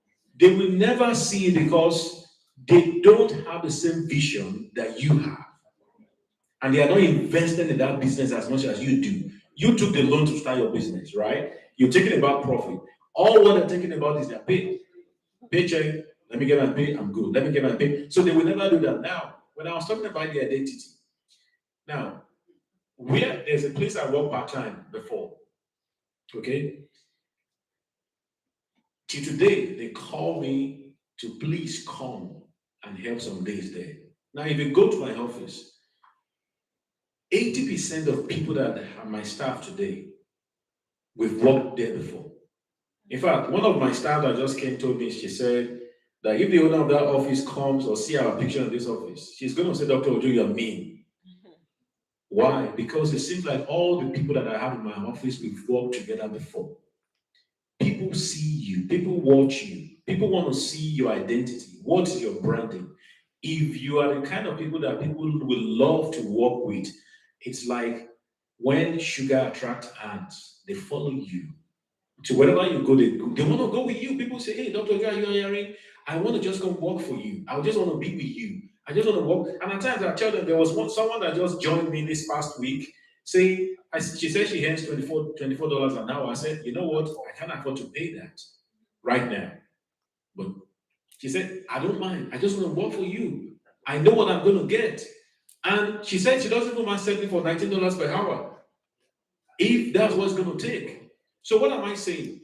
Staffing is going to be a problem. People will never key into that vision that you have. You started it, you wrote your business plan. They were not there. But the thing is, you have to just try to figure it out. You're not going to get the best from them, but as a small business owner, you're going to do a whole lot. She said she worked at the CPA as the accountant. In fact, my wife had to stop 2 days to just manage the account of the office. We had a manager. Our office right now, we don't even have a manager. My wife, Judith, and myself, we are managers. We had a manager, we're paying her so much. The business, we were losing checks. Now, if you work with Medicaid, they give you like 30 days to file your claims. If you don't file your claims within 30 days, it's gone. 6 months, a year, some claims were not even sent. We had a manager to do all that. In fact, there was a year we lost like 27,000 on Medicaid only. Why? We paid someone to do that job, the person wasn't doing the job. My wife had to take some days off to not do clinical, anything clinical, just to look into the account, to make sure the business is being run right. You could hire people to do all that. Now, there are times you might be lucky enough to attract that person that can do that same job description. But if you can't find it, it's still going to be on you. But does that mean your business is not going to thrive? No. But we need to get that mindset that wait a minute, you don't have to rely on staff to exactly make it happen.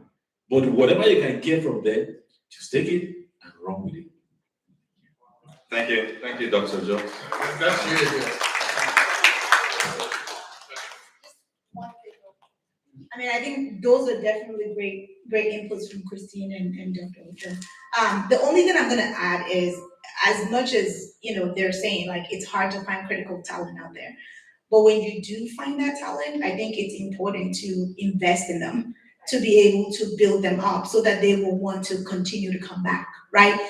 Invest in opportunities that continue to build them up, right? Don't look at that talent and say, oh, I'm not gonna invest, because then when you know more, you're just gonna go out there. You should put that emotion aside, because people are gonna look at you and see you as someone that actually uplifts versus being a stumbling block for their progress. And if they see that in you, even if it means investing them out the door, right? Do that, because when your business continues to thrive and you need those critical talents to come back at a higher role, they will be the first to raise their hand and say, yes, I know you have my best interest and I want to come and work for you. So kind of keep that in mind as you go through. Can I just say something real quick as well, as far as employing people? And I think it was on one of the slides, feedbacks, appraisal. Sometimes people do not see those errors. It's good to have that feedback. I do an informal feedback every day. How was your day? Any questions for me? Okay. And I do a written feedback. And I say, well, it's not a warning, it's just a feedback. And you as an employer, you have to be able to understand your mistakes and your errors, because you're focused on certain things. The resources may not be there for that employee to give you 70% that you want, but always giving that feedback, always being open. You may be a boss, but you should have a relationship with everybody. If there's no relationship, you can never know if there is something lacking, and they're the ones that hold the business together. So for us as employers versus individuals, give feedback to your managers too, because they also need to know. Don't be afraid to share. Just real quickly to wrap it up, because you use Moses as an example in the Bible. But remember in that story, Moses looked for 70 people. They were not just ordinary people. They were people who already tapped into the vision.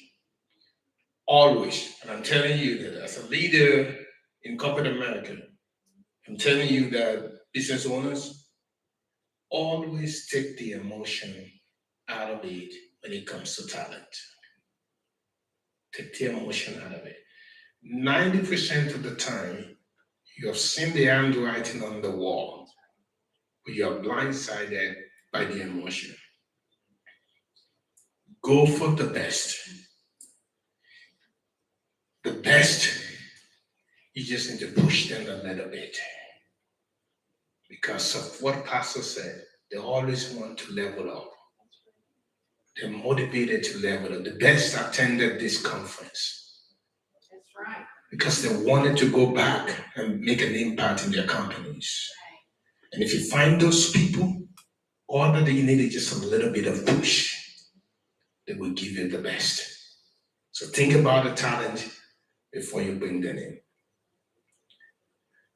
And something that's been coming to my mind for those of you that want to that you're in businesses, I want to share with you that you look at your business and take advantage of all these big companies out there. There are a lot of companies out there today that they want to partner with you. They're actually looking for minority businesses to partner with. Do your research. Get into that network. They're looking till they have the money. To just need to increase their shares and the number of minorities that they're partnering with. Think about where you're starting with. That sister that talked about, business about renting an apartment or furnished apartment. Absolutely. I remember when I came to San Antonio and my company that brought me here was looking for something like that I can temporarily live in. And they put me in one that I didn't like and I have to change it all the time. But they have to change it at their own expense. Because I complain, I don't like, I'm hearing noise, when I sleep at night, change it. I desire to change it. And they have to keep changing it, correct? But if you're in business with that company, the first thing they will look at is, okay, this guy is a minority leader, and we have a business in that minority, so they're going to relate a little bit better. They're thinking about it that way too, but they don't have your contact. So think about where you are today, construction. Look at those businesses. Just walked in. I'm a construction guy. I'm minority. Give me the opportunity. I'll clean up this place. You won't believe it. But I'm done. Step out and take advantage of all this big company. Thank you. It's been a great time. Thank you very much, everybody. I want to say thank you to our speakers and our panelists. We're very grateful for you being here. I think we all had an impactful session. We've learned something. Want to say something now? 60 seconds. Again, I want to say thank you to the panel and pastor. They have 70 years experience. It looks like I have 120. Yeah.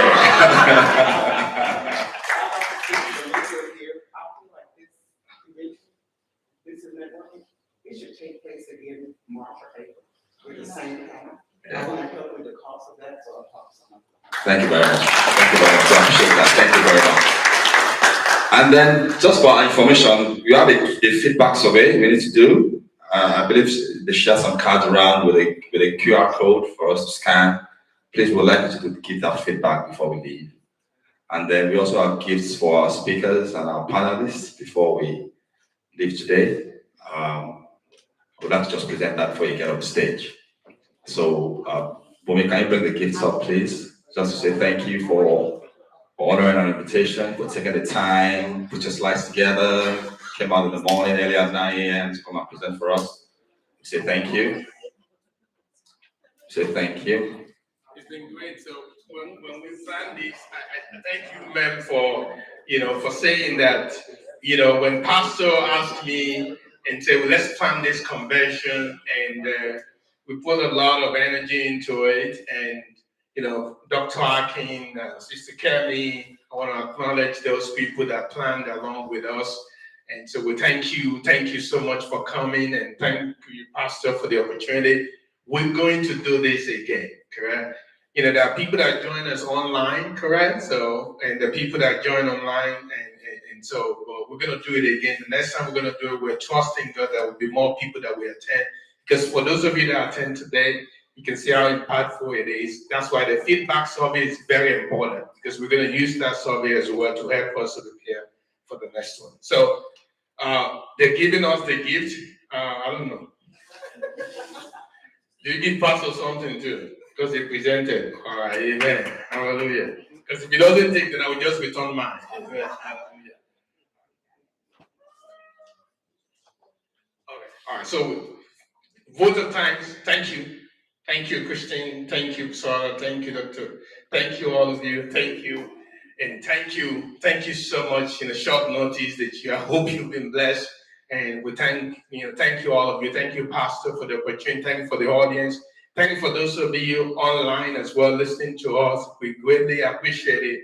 All that we want to do is to be a blessing to our generation, to be a blessing in the city of San Antonio. That's all we want to do. That's all we want to do. We want to share ideas and things that have helped us to advance in our careers, in our businesses. We want to share that with our friends and our family, so that I want us to be that leader for our children. I want our children to look back and say, I can start my own business too. I can start my own practice too. I can start that. It's doable. They did it. Let me do it. I want our children to come out of the fact they just want to work for somebody, but they can become that leader. And if they choose to work for somebody, that they're not just choosing to be somebody at the bottom. That every day they show up at work and say, I'm going to be that guy making that $10,000 an hour one day. That they walk in with that understanding. That's the reason why we're doing this. Because we know that Christ will be glorified every time that we show up. That the name of the Lord, you can see how we invoke the name of Jesus here several times today, even though it wasn't a church program. But because Christ is part of us, you can see it. That the glory of the Lord is in us. So thank you and God bless you.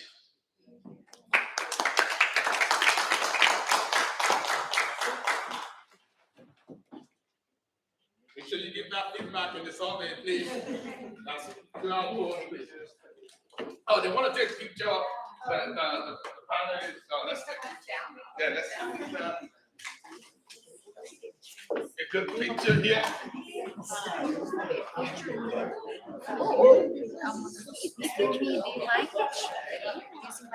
Yes, no, Yeah, we're gonna take a good picture. All right, presenter, moderator, please. Yes, please, let's take a picture. Pictures, please.